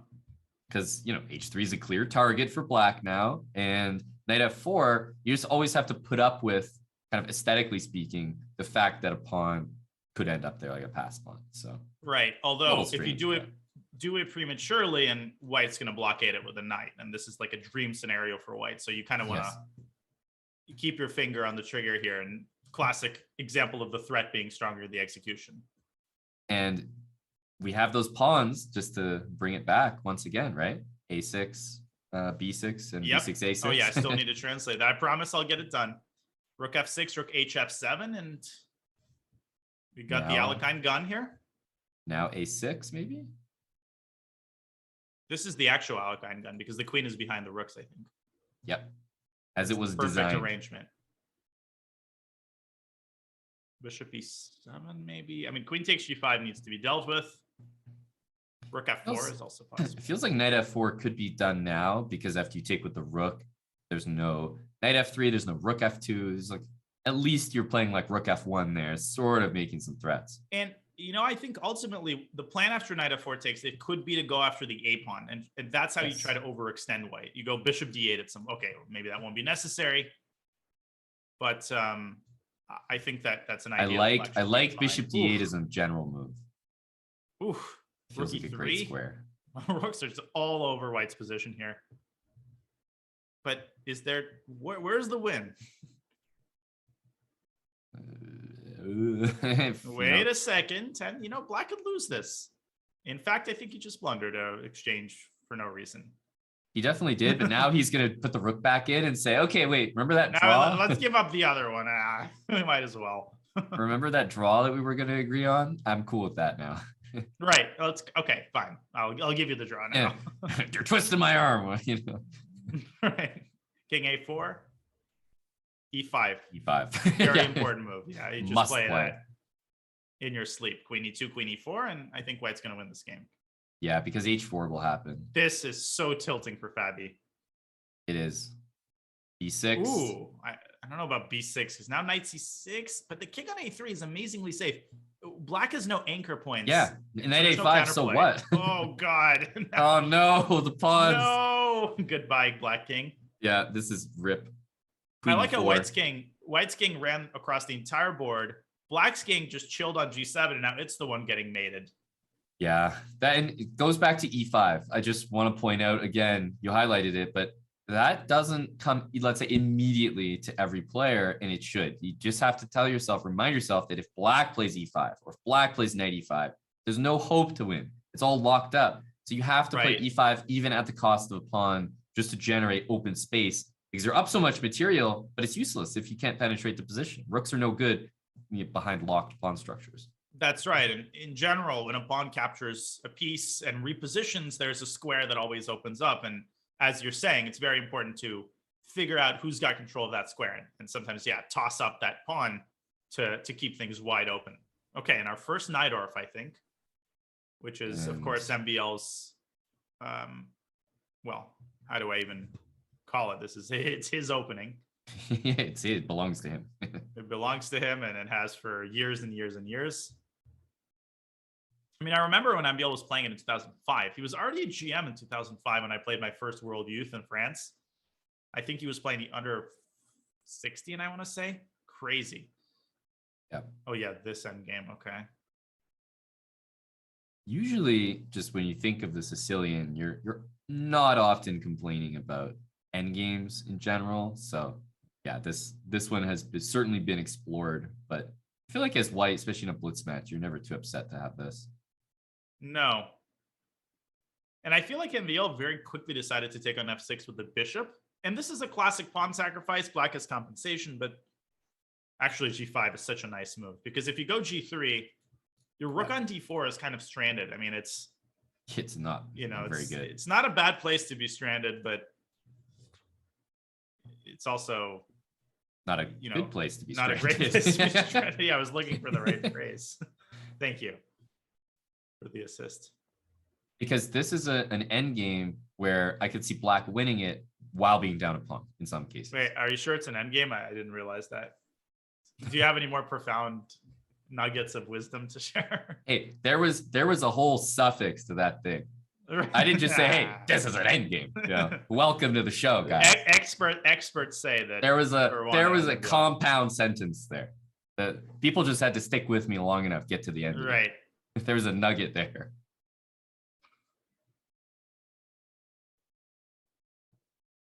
Okay. So welcome to the end game, guys. This is an end game. Right. I think it's an end game, and they might reach an end game after rook takes d4 check.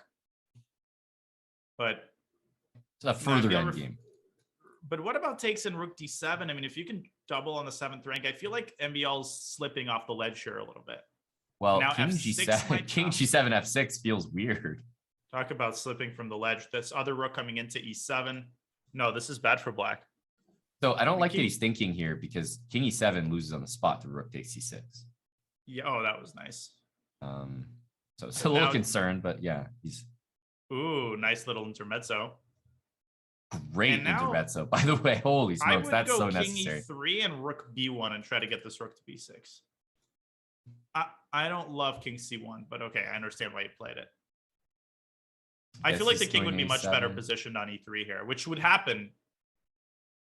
Yeah, the same thing would have happened, like rook B1, B6. So, yeah. Right. And now we're going to see some form of a pawn race. This is a little scary for white in some cases because, you know, you go king D6 or maybe you can king E6 here potentially, rook F2, and you can almost bring your king to watch the A pawn while your rook just wreaks havoc. Right. And I think once again, it's one of those situations where right now white's the only one of the passer, but black has the potential to create two passers. So it's important to see the long game here. And king C8, very important because white wanted to play rook B7 and then just rook to the B file and run the A pawn so that black could take all those. Oh, now black's king Side is pawns. ideally positioned. It is. This is exactly what I was saying. You can bring the king to stop the A pawn and then the black rook can take everything in sight. Yep. Well, if you take H2, you give up F7. I still think this game is going to end in a draw. So It's F5? crucial. Yeah, and maybe. Yeah, I mean, H4, G4. This could get dangerous. Is white just saying like, hey, forget the king side, man? King B3, king B4, king C5? Like, what's happening? Possible, and forget the rest of the queen side too. Sack all of your pawns except Exactly. your pawn. Well, it worked in the previous game for MVL. Right. Yeah, I think Fabi is definitely the one who has to be careful. He cannot afford to lose this game. I mean, he just cannot afford to lose. What is this now? This is the 4 in a fifth row. game in a row? 4 in a row. This would be the fifth, I think. It was 7-4. Oh my goodness. He has to pull out the draw here, and I think he Yeah, will right. because now it's a he's draw. done. Now he's done it. Very complicated end game here. Yeah, only Fabi's playing for a win, I guess. Right.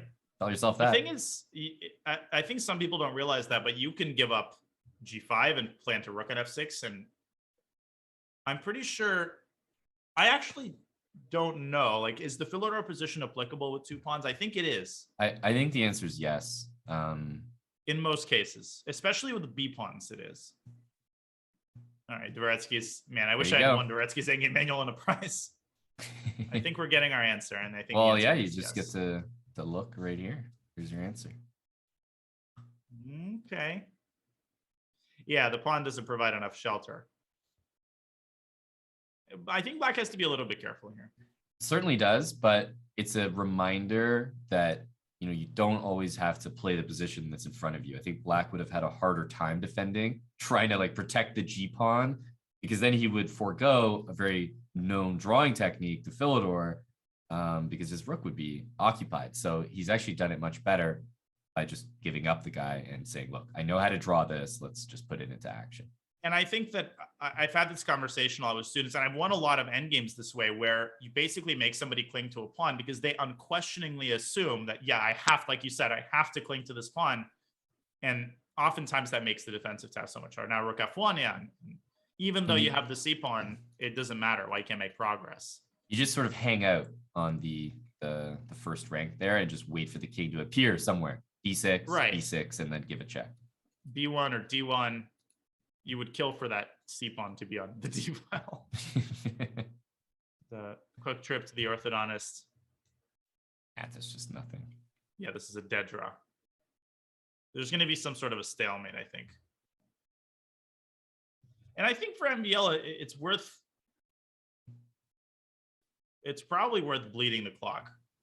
Nice little rook c6 stalemate incoming. Rook e6 Yeah, and then rook c6. Well, what's going to happen? There's a famous draw here with c5, c6, rook takes c6, rook g8, and then you have to go king b7. I think this is going to happen. c6, rook takes c6. Okay, first they're going to do the whole dance. Yeah, the dance. Surely you have to try it. c6. Come on, Fabi. Oh, this might be 3 times soon. Fabi offers a draw. Not even going to show it for the fans. Boo. Okay.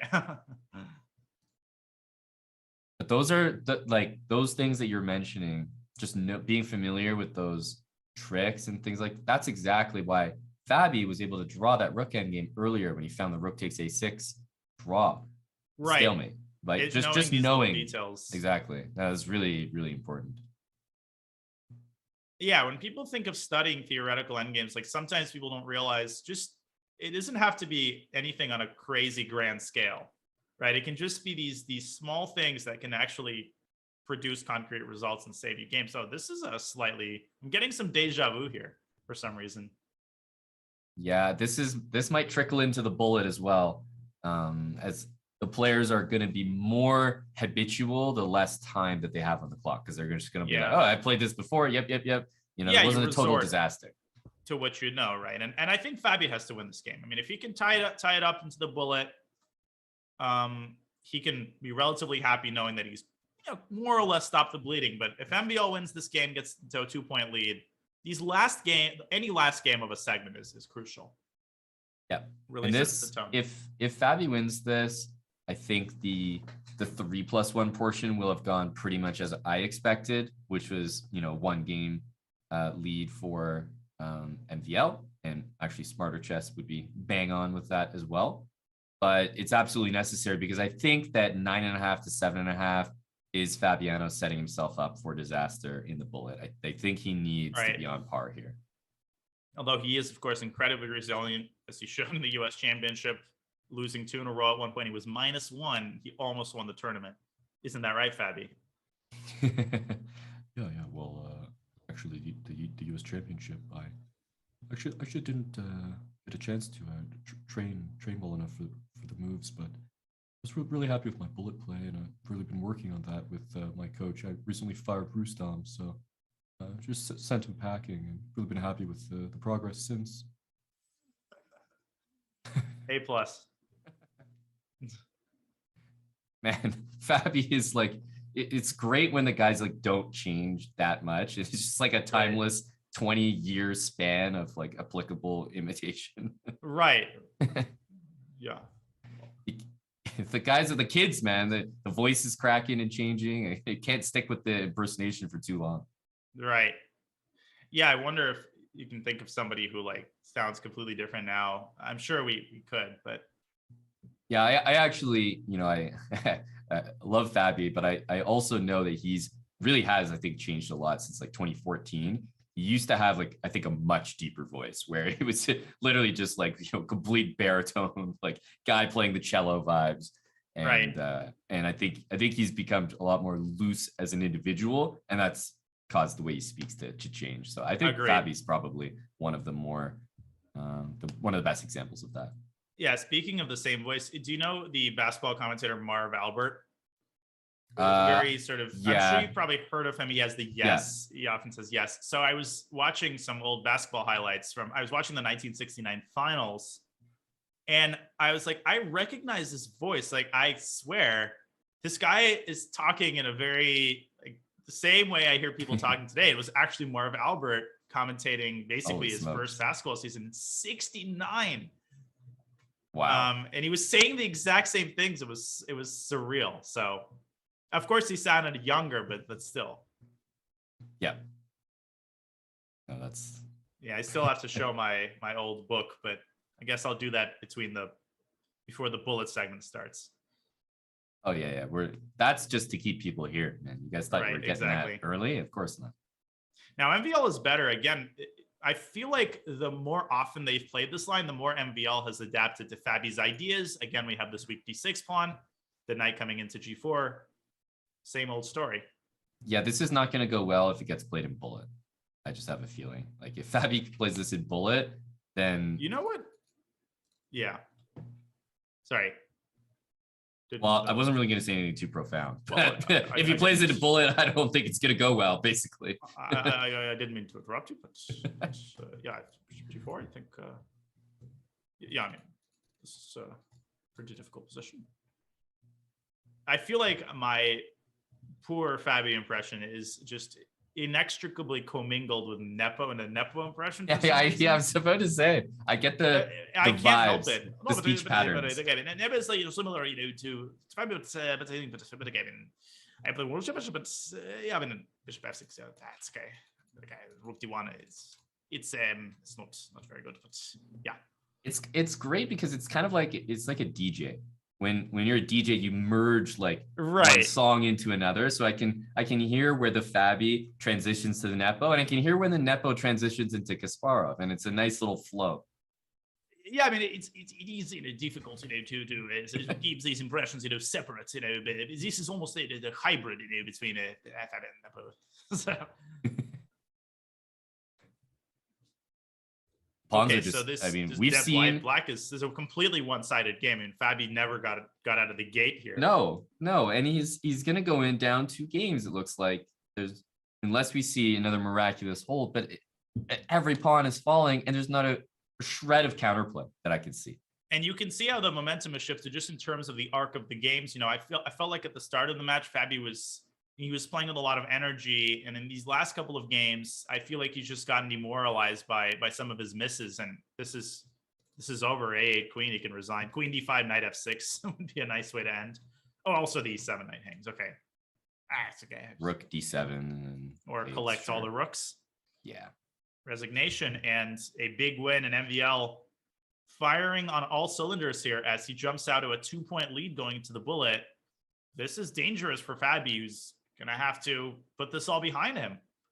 Yeah, he really will. I mean, I think when bullet is sprung upon you, we might see Fabi potentially get off to a good start. I sometimes I see that, like let's say the perceived weaker player gets off to a decent start, and then once the more comfortable bullet player sits down, plays multiple games, gets going, it starts to shift back. Fabi's gonna need that. Like, he's gonna have to start well, because if MBL gets game 1, God forbid game 2, we could see a landslide in the bullet.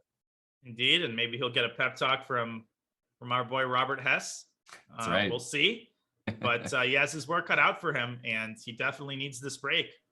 Yep. And we'll let you guys grab a break as well when we come back. It's 9.5 to 7.5, 2-point lead for MVL, but we will see the exciting conclusion with the 1+1 segment of this Speed Chess Championship match between Fabiano and MVL, brought to you by Coinbase.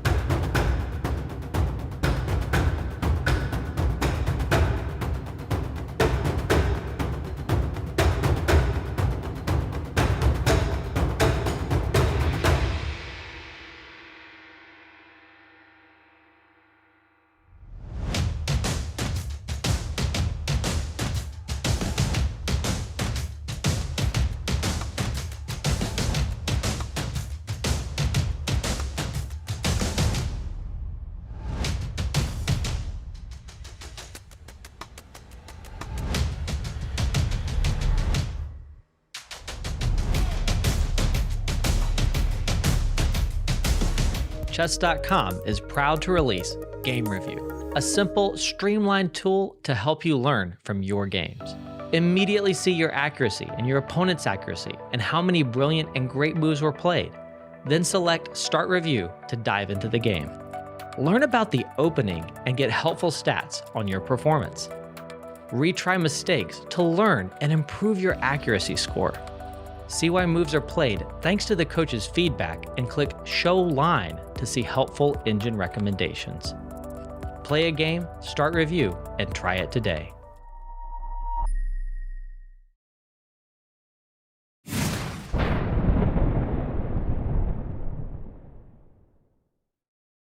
Hey guys, welcome back. We are getting set up. The players are getting ready to play some bullet chess for us here. 1+1 is the time control.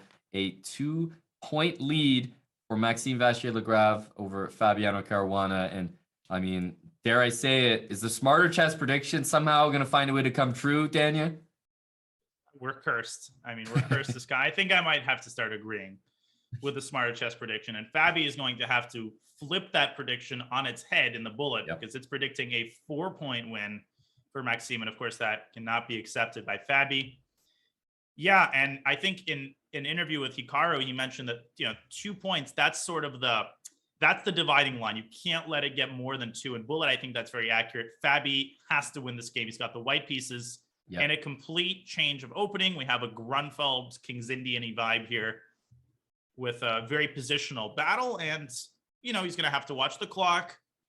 But I think we're going to see a pretty impressive performance here by Fabi in bullet. Yeah, and Maxime's gone way more solid in his line. Yeah. He knows bullet chess, you take a solid position, you play it quickly. That's a pretty good recipe. That's right. Bishop f4. Don't like White's position at all. I don't like. I mean, I think he has to go e4. Yeah, if he doesn't get that move in, I'm very concerned. Yeah, e4 next. At the same time, I'm in the 4 on the queen. Yeah, but knight d6. Look at those knights instituting just a bind on that square. White's pieces just have no rhyme or reason. Yeah, this is now a bad position. Right. Make appropriate sounds of disgust. Although d takes c4 maybe was premature. Still, in bullet, one thing I want to point out is that you want to avoid as much as possible these long-term weaknesses because it's hard to control the course of the game, and very often you just find that you're left saddled with them, and ultimately they make their presence felt. Yeah, it's so easy in bullet for pieces to trade, which is why it's important to be cognizant of those long-term weaknesses, because you'll get endgames so often in bullet that you want to always make sure you have a good structure. Yeah, at this level, you do find that a lot of the bullet games go into the end game. And yeah, c4 and a4 is very concerning. It's we called it end game. And black is also pawn up, which is not helping. Yep. And I mean, there's some compensation with the 2 bishops, but it's not even close to me. Oh, interesting. A fork on c4 and a4. It's almost like those pawns are weak and structurally bad. I know. Man, nobody saw that coming. Okay, this is basically just totally lost. Knight h5, I'm a huge fan of that. That's a killer move. And now there must be made of some sort. Bishop d4 resigns. GG. Yeah. GG. Rip. Bad start for obvious reasons. Game. Very one-sided game. Concerningly one-sided. And the time wasn't the problem. I mean, Fabi was not in time pressure, but he never really got off the ground. Oh, I thought we might see some World Championship stuff there for a second. Right, b5, yeah. And it's interesting that, they're playing a lot more solidly in bullet, which is really in neither's favor, but it's just that these last 10 games have been they've been pretty wild. One-sided. But chances for both sides. We've seen tons of wins. If we do see a draw, it's usually it petering out from a pretty exciting game. So we've been kind of treated, and now we're in the bullet, and it's hey guys, where's the fireworks? Keep it going, man. The game really Svidlered out. Did you get it? Petered out. So the name is Peter Svidler, so therefore I decided to replace the first name with the last name.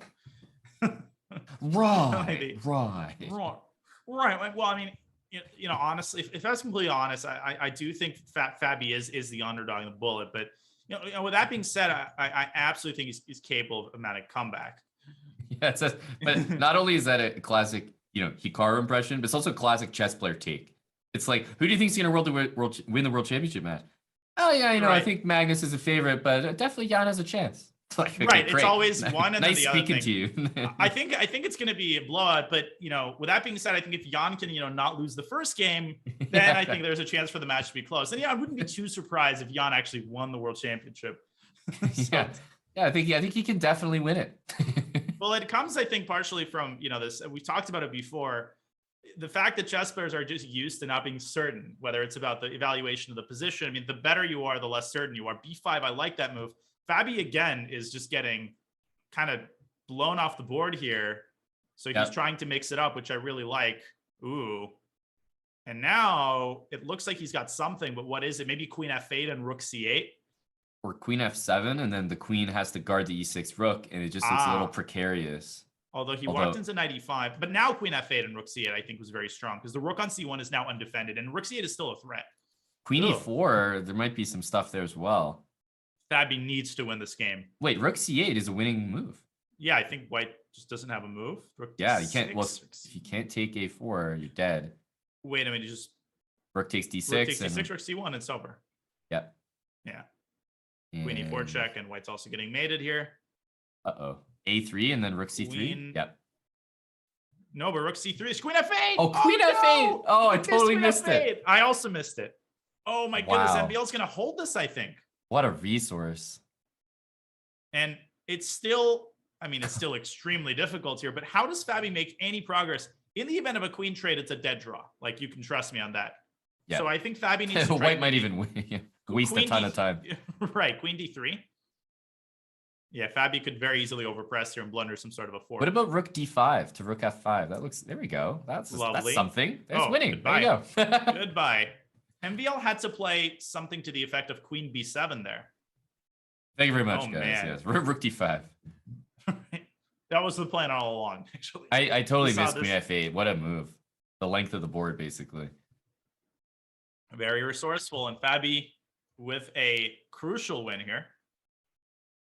Oh yeah, Can he win another one? That could not come at a better time. Literally, no. Now, in such positions, often you'll see a3, b4, but yeah, I don't like a5 didn't happen by black. I don't like this as a bullet choice by white. Sorry, yeah. I didn't mean to interrupt. I know what you mean. This really gets out of hand. It's like you win a pawn. It's like, wait, congrats. You'd rather the pawn be off the board so you could play knight c5. That's the same reason why I think playing the King's Indian main lines as white in a bullet is just harakiri. It's just a terrible decision. And again, here black has this massive center, and e4 is a threat. White just needs a lot more time to maintain the position of black. This is not looking good. It's surely going knight e5, c3, and queen d4, but it's just not working. It's not good enough. No. And look at the time disparity. F4 is going to come at some point, maybe even now. I think f4, f3 is like... e4, yeah, rook d8. The only thing MVL has to be careful about is not to overextend his center. Queen so maybe D3 is a bishop great a6 and move. d3. Oh, queen h6. Yeah, there's some stuff. He definitely doesn't see this pawn. Or he would be... Or he would think for a little bit longer, although he might still be getting away with it. Queen h6 dc. So he got a little bit lucky there. And I don't think Fabi's going to make it happen with 26 seconds. Although he's got the c pawn. Yeah, that helps a little bit. But now he sees the pawn. Now he sees the pawn, yeah. But that was a little telegraphed. Like, why did you overprotecting a3. Right. Uh-oh. That pawn should not have been given away. No. But if you're keeping the pawn, your knight's just stuck on a4 forever, so very tough. He needs a miracle. He needs a miracle. Rook c2, and now he's totally tied down. This is not the point where you need to worry about resigning, and there's a lot of time on the clock. Okay, rook d3, there's a queen pawn a7. Takes f3. Oh, that's a really nice idea. Queen g3. I think he should have gone. Wait, queen b2 and queen f2. Queen c3 was. He was really in there. bad. Now he's dead lost, unfortunately. queen b2, queen f2, and white is still very much in the game. And another tough loss for Fabi. Lead back up to 3. He's shown in that last game, 2 games ago, that he can win a game. And as long as he keeps it within 3, and, there's always that chance that he wins that one game, brings it down back to 2, I think he's still in this. But if it balloons just one more in the other direction, I think you start to get pretty nervous as a Fabi supporter. Yeah, 1/3 of the segment has evaporated, and Fabi has not made any headway. And this is a better bullet choice. Black has a very flexible position here. White's the one sort of slightly overextended with the c-pawn being weak. I like this. I like this a lot better than the other positions that he's had. It's easy to play hedgehog structures. Queen c7, sort of. Oh, knight d5. Though. Yeah, that was an idea. Now Fabi is definitely in control. Yes, this is and exactly what you want. D5, b5, knight e4. Lots of active moves are possible here. There's knight e4. I think this is great because you want to play d5 as black, but you don't necessarily want to deal with c5. Yeah. Now F5. d5 is great. Yeah, f5. Bishop f6, yeah. White can barely move. Knight d3, blunders c4. He's close, though. Bishop e1 is going to happen now, and I think white starts to untangle a little bit if Fabi's not accurate. Bit. He starts to un-Andrew a little bit. How far can we take this one? This is pretty elegant. I mean, I did it twice already. I think this trends in white's direction for some reason. Like, just get the feeling that white being able to play pawn takes and enjoy knight d4 easy play against an isolated pawn. This is a bullet dream. Knight d3. And that's why MVL is taking so much time, because he knows that if he can get out of this, he'll be able to start playing fast. Yep. Okay, he doesn't blunder a3. So definitely is aware that black can take it, but he wants these squares. This is just a great bullet move. Knight Knight d3, knight c5. You get the no. activity. This is huge. Knight. I don't know about trading though. Yeah, I don't know about that. I would have left the knight on c5. Oh god, Lawrence is in white's direction. Okay, that was good. Trends. No, but definitely trending in black's direction. This is a classic good knight versus bad bishop scenario. Ooh. This is losing. Gotta throw out like h4. There's some bishop takes g7 idea if black leaves the knight Yeah, undefended. exactly. Oh my goodness. Oh no. This is the worst. Yeah. Fabiano is crushing right now. Knight a3, but I wouldn't be so sure. I would put the pawns on g6 and h5 just so you don't have to worry about white playing bishop b2 at some point. Not that you have to worry about that right now, but why allow king d4? Yeah, I do not. And why did he not put his king there? F takes. There you go. And knight e5, knight e3. Goodbye. See ya. Resignuto. And another big win, keeping himself in the match. I think it's fair, if you're MVL, to resign there because I don't think it's entirely clear. Fabi is absolutely sticking in this match. It's still only 2 points lead. It's not clear who's going to need that extra time. That's right. Because you don't know, and you don't want to make that decision too early. You look like a fool if you're the guy that needs the extra 30 seconds at the end of the match. Exactly. Plus, I think there's a psychological aspect here where you don't want to rely on milking the clock, right? You don't want to send yourself that message that, I need to bleed the clock because otherwise I won't be able to win the match. Yeah. Fabi, this is interesting. So he gives up the c5 square, but he does gain the c6 square in return. I still don't like it because there's a bishop on b7 and, the phrase is bad bishops defend good pawns, but I think you could also say bad bishops defend weak squares and can be very valuable in that capacity.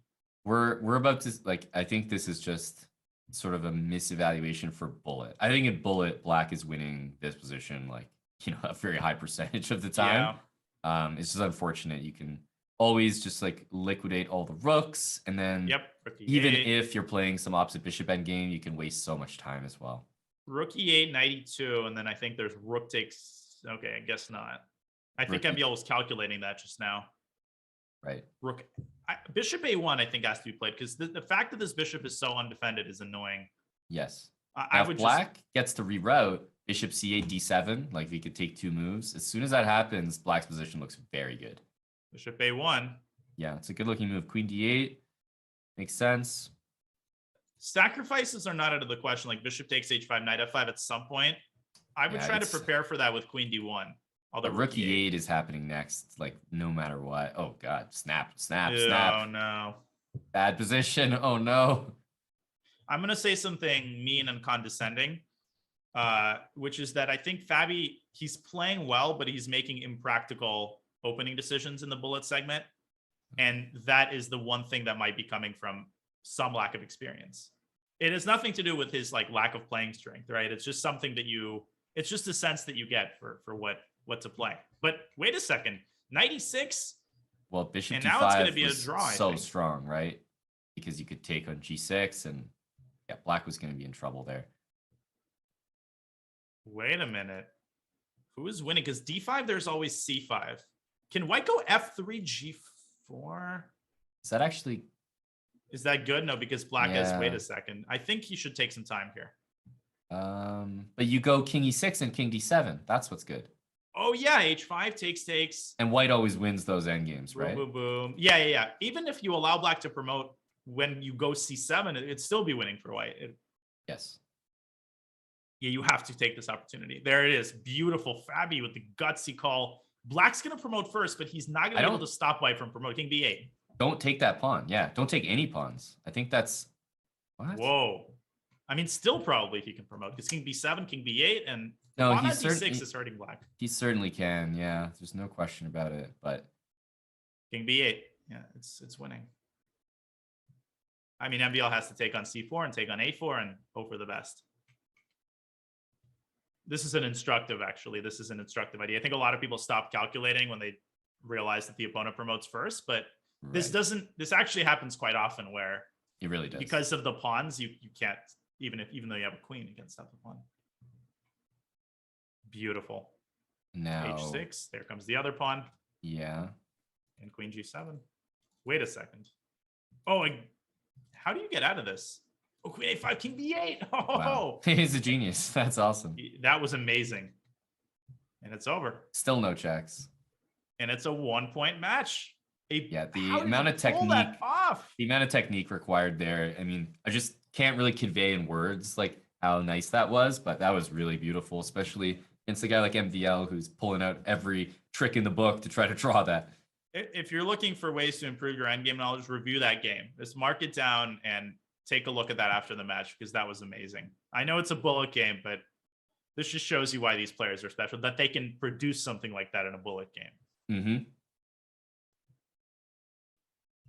All right, 11.5 to 10.5. So Fabi is doing what needs to be done. He's shrinking that lead.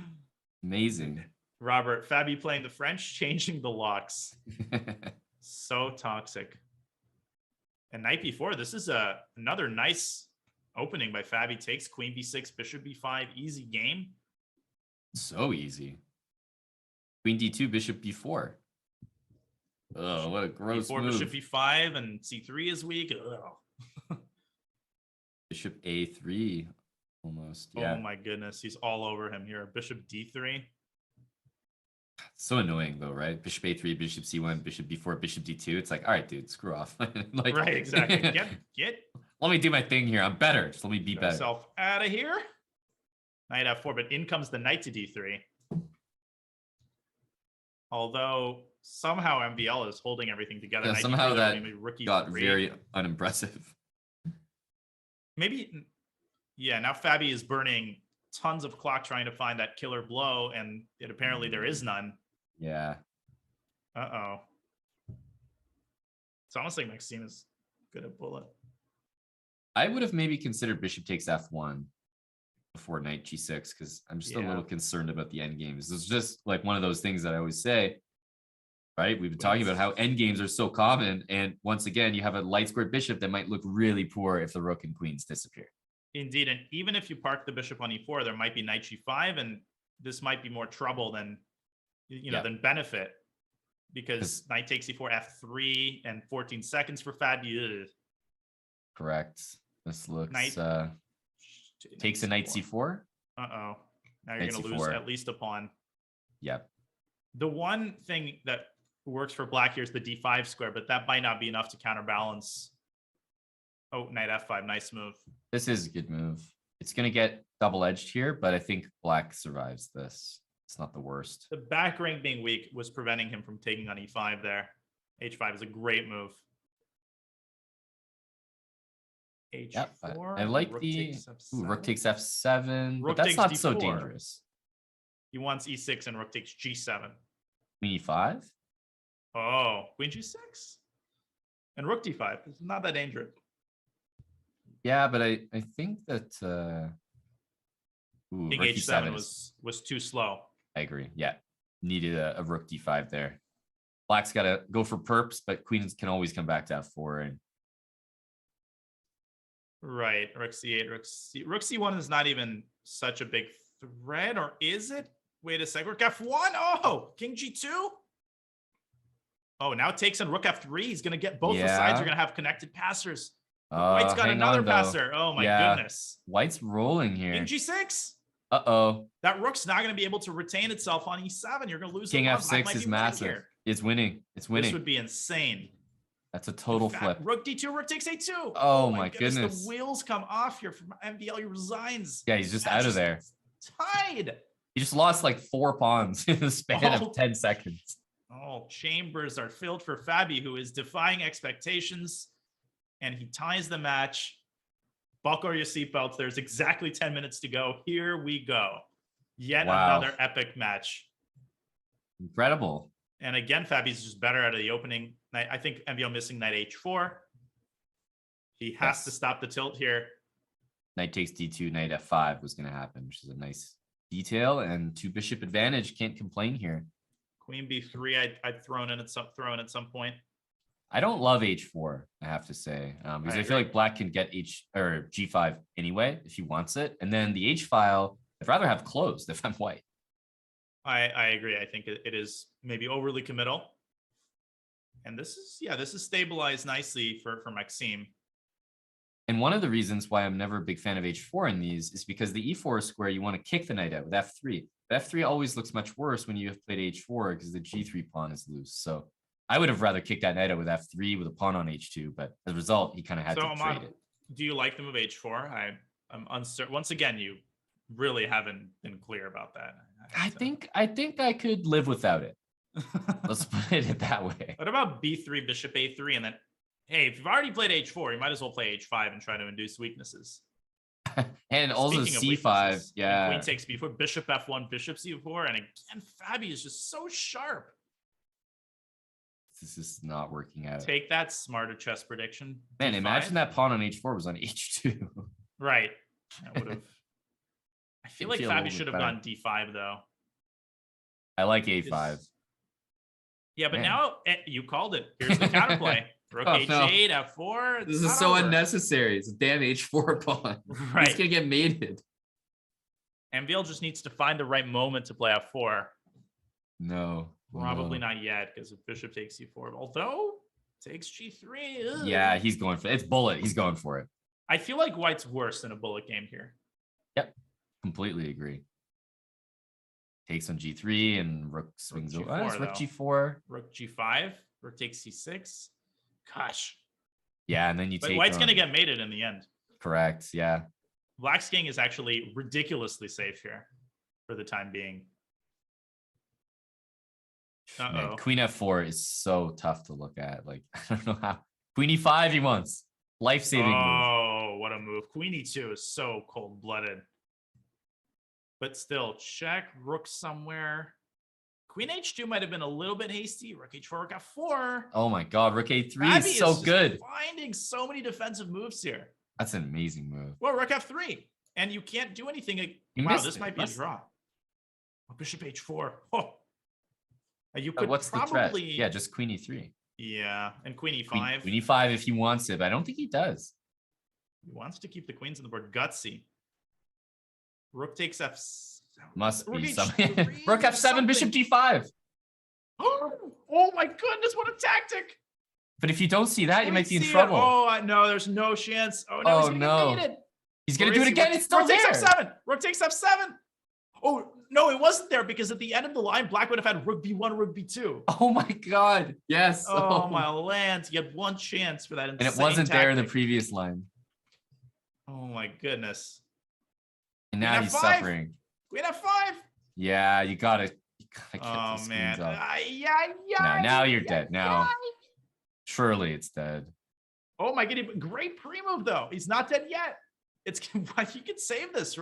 He's gonna win that pawn. Yeah, rook C1. Are you kidding me? Holy smokes. If he saves this game, I am going to be totally speechless. But wait a second. Don't count the eggs until they patched. You could still blunder a bishop here. In fact, either side could blunder a bishop. That's exactly as true. I think he's done a pretty decent job.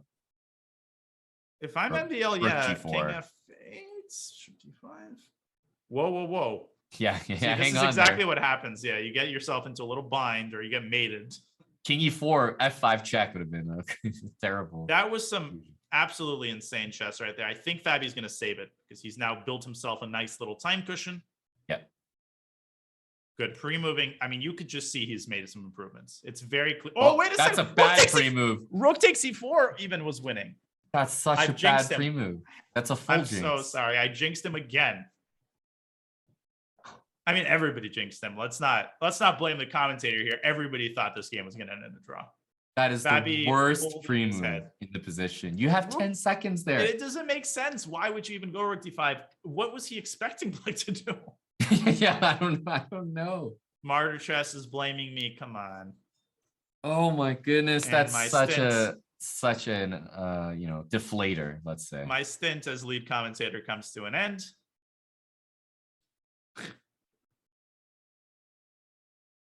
Ouch. Now Fabi has to put that behind him. Another French. And that took 5 minutes off the clock. So he basically has to win this game. Yeah. Yep. I would say that's probably true based on how long these games have been going. And if one of these players, sets it as their goal to take time off the clock, I think they could probably do a pretty good job. Well, the Smarter Chess prediction was 6.5, 2.5. That's not happening. Yeah, so exactly. I think Smarter Chess is feeling very smug right now, but I don't think he should be B3 by Fabi. I think I like the B4 I like the square. move in general. Great practical decision, although it's probably not going to be enough. Yep. Might as well play A4 and just throw everything. We've seen success with tossing pawns. That's one thing. Bishop E4. Yep. H6, MBL's turn. Bishop B6 is now sort of a threat. I don't know. This is looking shaky for Fabi. Knight D4. Although 3.5 minutes now, and time is ticking. He could still afford to lose this game and have a chance, but that's such a nasty move. He might be thinking about resigning. Actually, I know it sounds crazy, but if I you would let another minute elapse. That's bad. Yep. I think he actually maybe should resign. Then you'll most likely have time for one more game. And obviously it's a must win. Guess what? I mean, the game itself is not over. So it's this weird calculus, right? I mean, is it totally lost? No, it's not. No, it's not. It's almost really worse hard for to him that call. it's not totally lost. This is like the equivalent of, just trying to decide whether to go on a fourth down. Like, damned if you do, damned if you don't. Yeah. No, but he's came back into the game. F6 is really weird by MVL. He's just locked everything up. And I like that trade in Bishop F5. It feels like you can get some good stuff going. Now Fabi's in too deep. Oh, wait, takes and queen H1 wins, and bishop takes C2. But then wait a second, queen takes C2. Oh my goodness. Did he takes? Now C2 is going to hang. You can't take on C2 because of the back rank. Queen F8. Queen F8. Rook D2. This is still looking very shaky for black. Yeah. Oh, already, but he took C5. He's getting every pawn though. This is huge. This is huge. And if he gets F6, he's winning. He's getting it. Queen H4, MBL clinging to that pawn. Yeah, but this Queen is E3. Black still has to be so careful to look at that back rank. H5 is a great move. Queen takes B4 though, still anybody's game. Rook C1. Holy smokes. Queen E5. Queen E7 maybe? 2 minutes left. He officially cannot afford to lose this game because then MBL will bleed out the rest of the clock. Oh my goodness. Black should be winning. Black's definitely winning. Yeah, I wouldn't have pushed that pawn though. Oh my goodness. Wait a second. B4, Rook F4. Oh my God. Rook F4? Rook F4. B6. It's working. Rook Rook B5. C4. Rook C4 takes B5. That's Wait, huge. Rook B1? MVL might have had some He's trouble got with so rook many E8 check pawns. there. How's this not winning? Yeah, but it's pawns are frozen in molasses. No, and but his rook is tied down. It has to be winning. I mean, he's got 4 pawns. F2. Yes. And rook takes B. Chuck No, the but pawn. don't play rook takes B7. Chuck the pawn. He's playing it really well. Fabi, amazing. Amazing technique. G2. Holy This smokes. is insane. And it is down to the final game. There's The match one more is tied. game. There is 1 minute left. Here we Imagine go. they draw it. Oh my goodness. Then we would have overtime. It would be the first draw of the match. That could not have come at a better time. So Oh clutch. my goodness. Fabi under That was- pressure. That's not something that you expect from him necessarily in the bullet, where Right. MVL is supposedly the favorite, but Fabi is dispelling the rumor. Literally on demand. Fabi with the white pieces here. They are again repeating this weird Grunfeld. I Now don't it's like Black's the way turn. White has arranged the bishop. Yeah, it's literally colors reversed. Maybe H5 Probably. here. Bad move. Right. I think MVL is going to learn. Yeah, Queen C7. This is relatively tame. I think it's H4. Fabi hasn't learned an H5. Oh my goodness. These guys. Just amateur hour over here. Still peaceful. Nothing much to say here. Knight F6, maybe going to E4. And C4. If C4 happens and the queen side opens, that could be trouble for Black. The C6 pawn is really weak. Yeah, I think as Black, you want to play E6 and let it happen, but This is getting scary. F takes C5. And White's definitely better. Double on the C file. No question. MVL is actually in huge trouble here. He needs to be very precise. Maybe go C5 C5? to chunk Yeah. the pawn. Fabi's not even taking it. Just goes D5. That's a killer move. It really It is also such a good move. Slide into H6 at some point and E6 ideas come in. Look at the time management. 57 seconds for Fabi. He's playing so confidently. I think he's rerouting his a little rooks. bit. Rook back to C1. No, he wants rook F4. Wow. D6 or E6. Oh, bishop C4. This is Dude, domination. Fabi is improving his position every single move. It's like, beautiful to watch. And MVL's basically decided just to force. Oh, rook takes F7. Rook F7. It's over. It is crushing. No, he takes D6. Just a couple more accurate moves required. Time is up. This is the last game. He's got 50 seconds. Okay, Fabi needs to slow down here. Yeah, he needs to relax, man. He's got 50 seconds. Slow down because if MVL can get his rook to E8, if he can cover the critical scores, Queen G5 was very sloppy by Fabi. Yeah, that queen needed to be on E5 check. And he needs to slow down. G4, but he's so confident. This is completely winning. It's hard to mess this up. It should be. H5 is coming. I mean, you can't take D6 because of the fork on E7, and White's king is now perfectly safe. Gotta be careful though. Wait a second, rook F7. Rook F1. He's poking around in there. Fabi knows that if he wins this game, he wins the match. What about Queen D8? And great job by Caruana slowing down, realizing this is a critical moment, but you can't slow down too much. He's down to 30 seconds. Oh my goodness. King G3, King H4 is possible. 25 seconds. You almost now. think of D7 just as a practical move, like to get rid of the threats for a moment. But for a moment, the bishop's coming back to C6. 20 seconds for Fabi. Oh my goodness. This is actually not over. Rook F E7 and Bishop C6. He got this move makes sense, but Queen E5. E5. Oh, but now he pins. King H7. You can't play Rook because takes Rook D7. takes D7. Although Rook F2 check. What the hell's happening? Rook F2, King G3. Oh, who's winning there? Fabi has to calculate it. 16 seconds for him. Will he take on D7? Is that winning? He's calculating it. I think it's winning because in the end, Aman, you take on G6 in the end, and you're going to win the rook. H takes G6. Amazing calculation. Queen H7. Queen H7's over. Queen H7. That's wins. the match. Oh my goodness. Down to the last game. And I hope you guys were here with us for that one because my goodness, I could not keep up. Oh my lands. Fabi winning the last two of the bullet segment. The first to tie it up from a lost position. The second to win the match. Could you have predicted? Incredible result. It's not only Fabi winning, but doing it in the bullet segment while being down by 2 going into it. What a statement. That must be heartbreaking for MVL, who was leading by 2 points. Let's not forget, going to the bullet, he wins the first. He was up by 3 in the bullet segment. And what incredible willpower, presence of mind, and tenacity by Fabi. Yep. He is going to have a good time commentating tomorrow. Let me tell you that. And he has won the match officially 13.5 to 12.5. Just a nail-biting finish. And I know the players' adrenaline is probably an all-time high, but We don't care about that. We're going to get him in for an interview, guys. So stay right where you are. I mean, edge of our seats, but let's all collect ourselves. Daniel, we're going to take a break. When we come back, we are going to get the players in here for an interview in this SCC presented by Coinbase.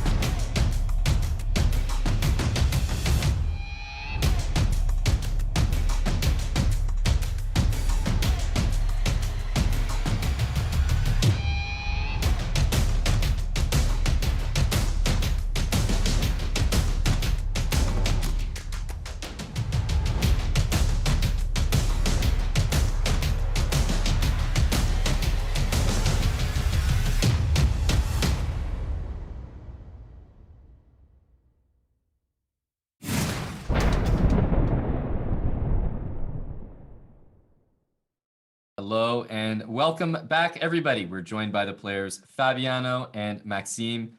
Fabiano, I'll go straight to you. Obviously, you must be feeling pretty good. You did end up winning the match by, just a hair at the very end. You've been doing some commentary that we've all been seeing for the World Chess Championship. Has that put you in a good state of mind to be playing online speed chess, or unrelated totally, because you played well today. Yeah, I didn't have many expectations going into today because, well, generally Maxime is a favorite in this format against me, and I haven't really been able to look at chess too much besides the World Championship games. So I felt like I wasn't too prepared, and I didn't think I would be doing very well in the openings. I mean, I just picked. I decided to play the same Steinitz line in every game, and it sort of worked out. I mean, I wasn't getting amazing positions overall, but I was getting pretty playable positions.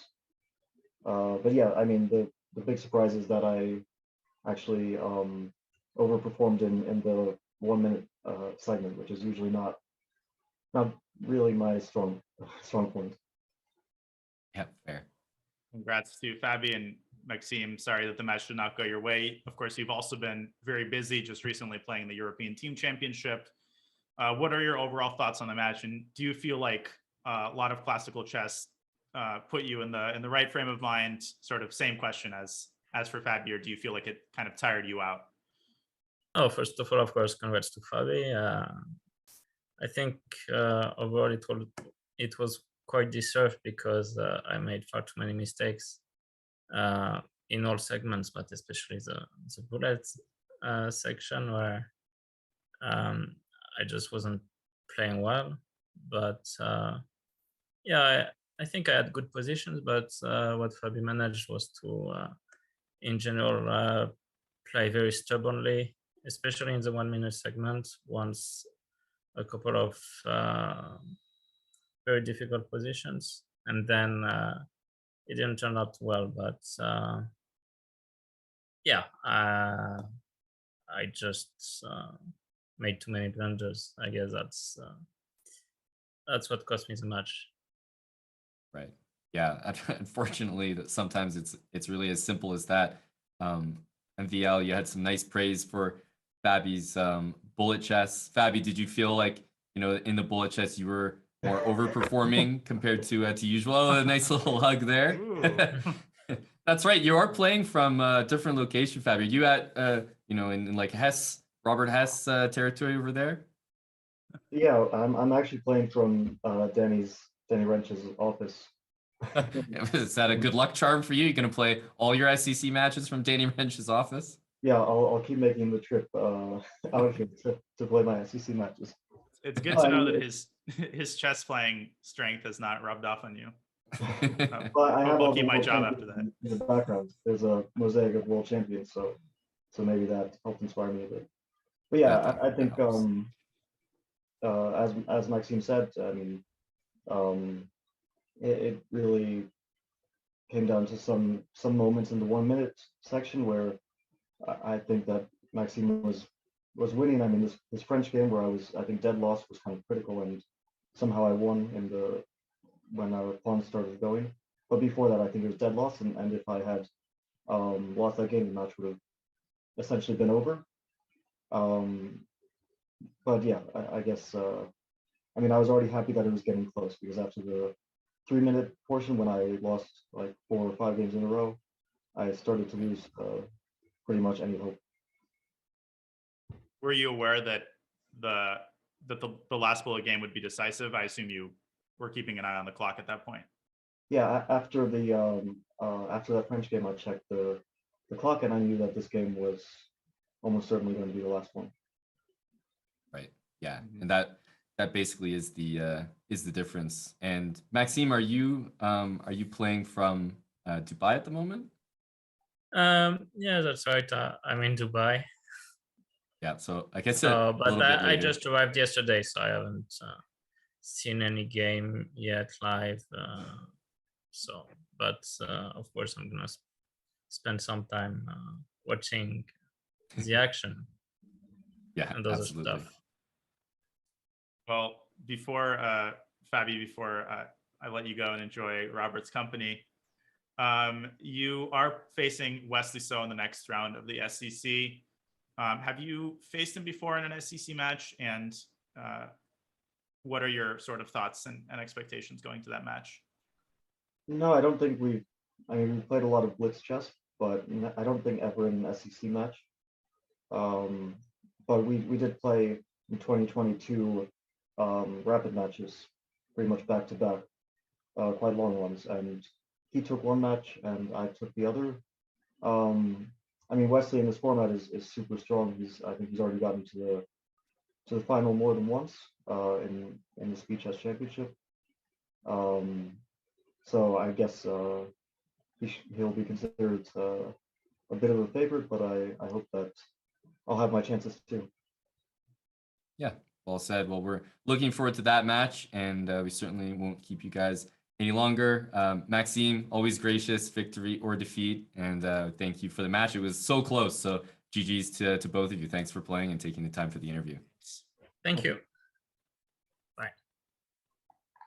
All right, and Dania, we just witnessed the closest match. I mean, it's literally as close as it could get. 1 point separating those two top grandmasters, and we get a look at the bracket here as the match is concluded. We see now the full lay of the land for the quarterfinals. Dania, any of those matches stand out to you? And I mean, all of them. Rapport against Nihal, and I just looked at Rapport against Caruana. That was probably the next closest match. That was an epic match as well. In all 4 of these matches, of course, Hikaru and Giri, I'm also looking forward to the post-match interview for that one. But you do not want to miss any one of these matches. I mean, it's really as simple as that. Yeah. No, this is going to be a classic one. Report and Sarin, of course. This one is coming up next, so keep that one in mind. And also for scheduling purposes, keep in mind when these matches are happening, because it's designed so that you'll be able to catch all of them. These are going to be the rest days of the World Championship. So December 2nd for Rapport against Nihal, and then make sure you tune in December 6th, because that, Daniel, is going to be a pretty sweet doubleheader. A doubleheader starting at 6 a.m. Pacific with Ding against Levon, and then at 10 a.m. Pacific, Hikaru against Giri. So, rest days are rest days in name only, because they're also SCC days. What an epic schedule we have coming up in December. Yep, we're going to start calling them SCC days. And we hope you guys are here to join us for that. And just another reminder as we wrap up today that the Speed Chess Championship, which we're so excited to present ourselves, is presented to you guys by Coinbase. Whether you're looking to make your first crypto purchase or maybe you're already an experienced trader, Coinbase has you covered. You can visit coinbase.com/chess and you get $5 in Bitcoin when you sign up and verify your account. Dania, excited to have big sponsors like that, putting on events like this and, bolstering a prize fund that, the top players in the world will compete for. Absolutely. Another epic match in the books. I don't think it's too far of a reach to call this an upset. Fabi outperforming Smarter Chess's expectations, coming through with an incredibly clutch bullet performance. This was so fun to watch. And as usual, those 4 hours went by in the snap of a finger.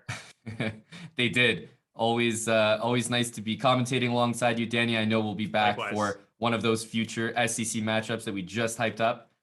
So I'll see you again soon, and we'll hopefully see everyone else back for World Chess Championship commentary, of course, starting tomorrow, and then all those SCCs on the rest days. So packed schedule, guys. Dania and myself, we're done for now. We're signing off. It's been a pleasure, a very close match, and congrats again to Fabi. Goodbye, everybody. See ya.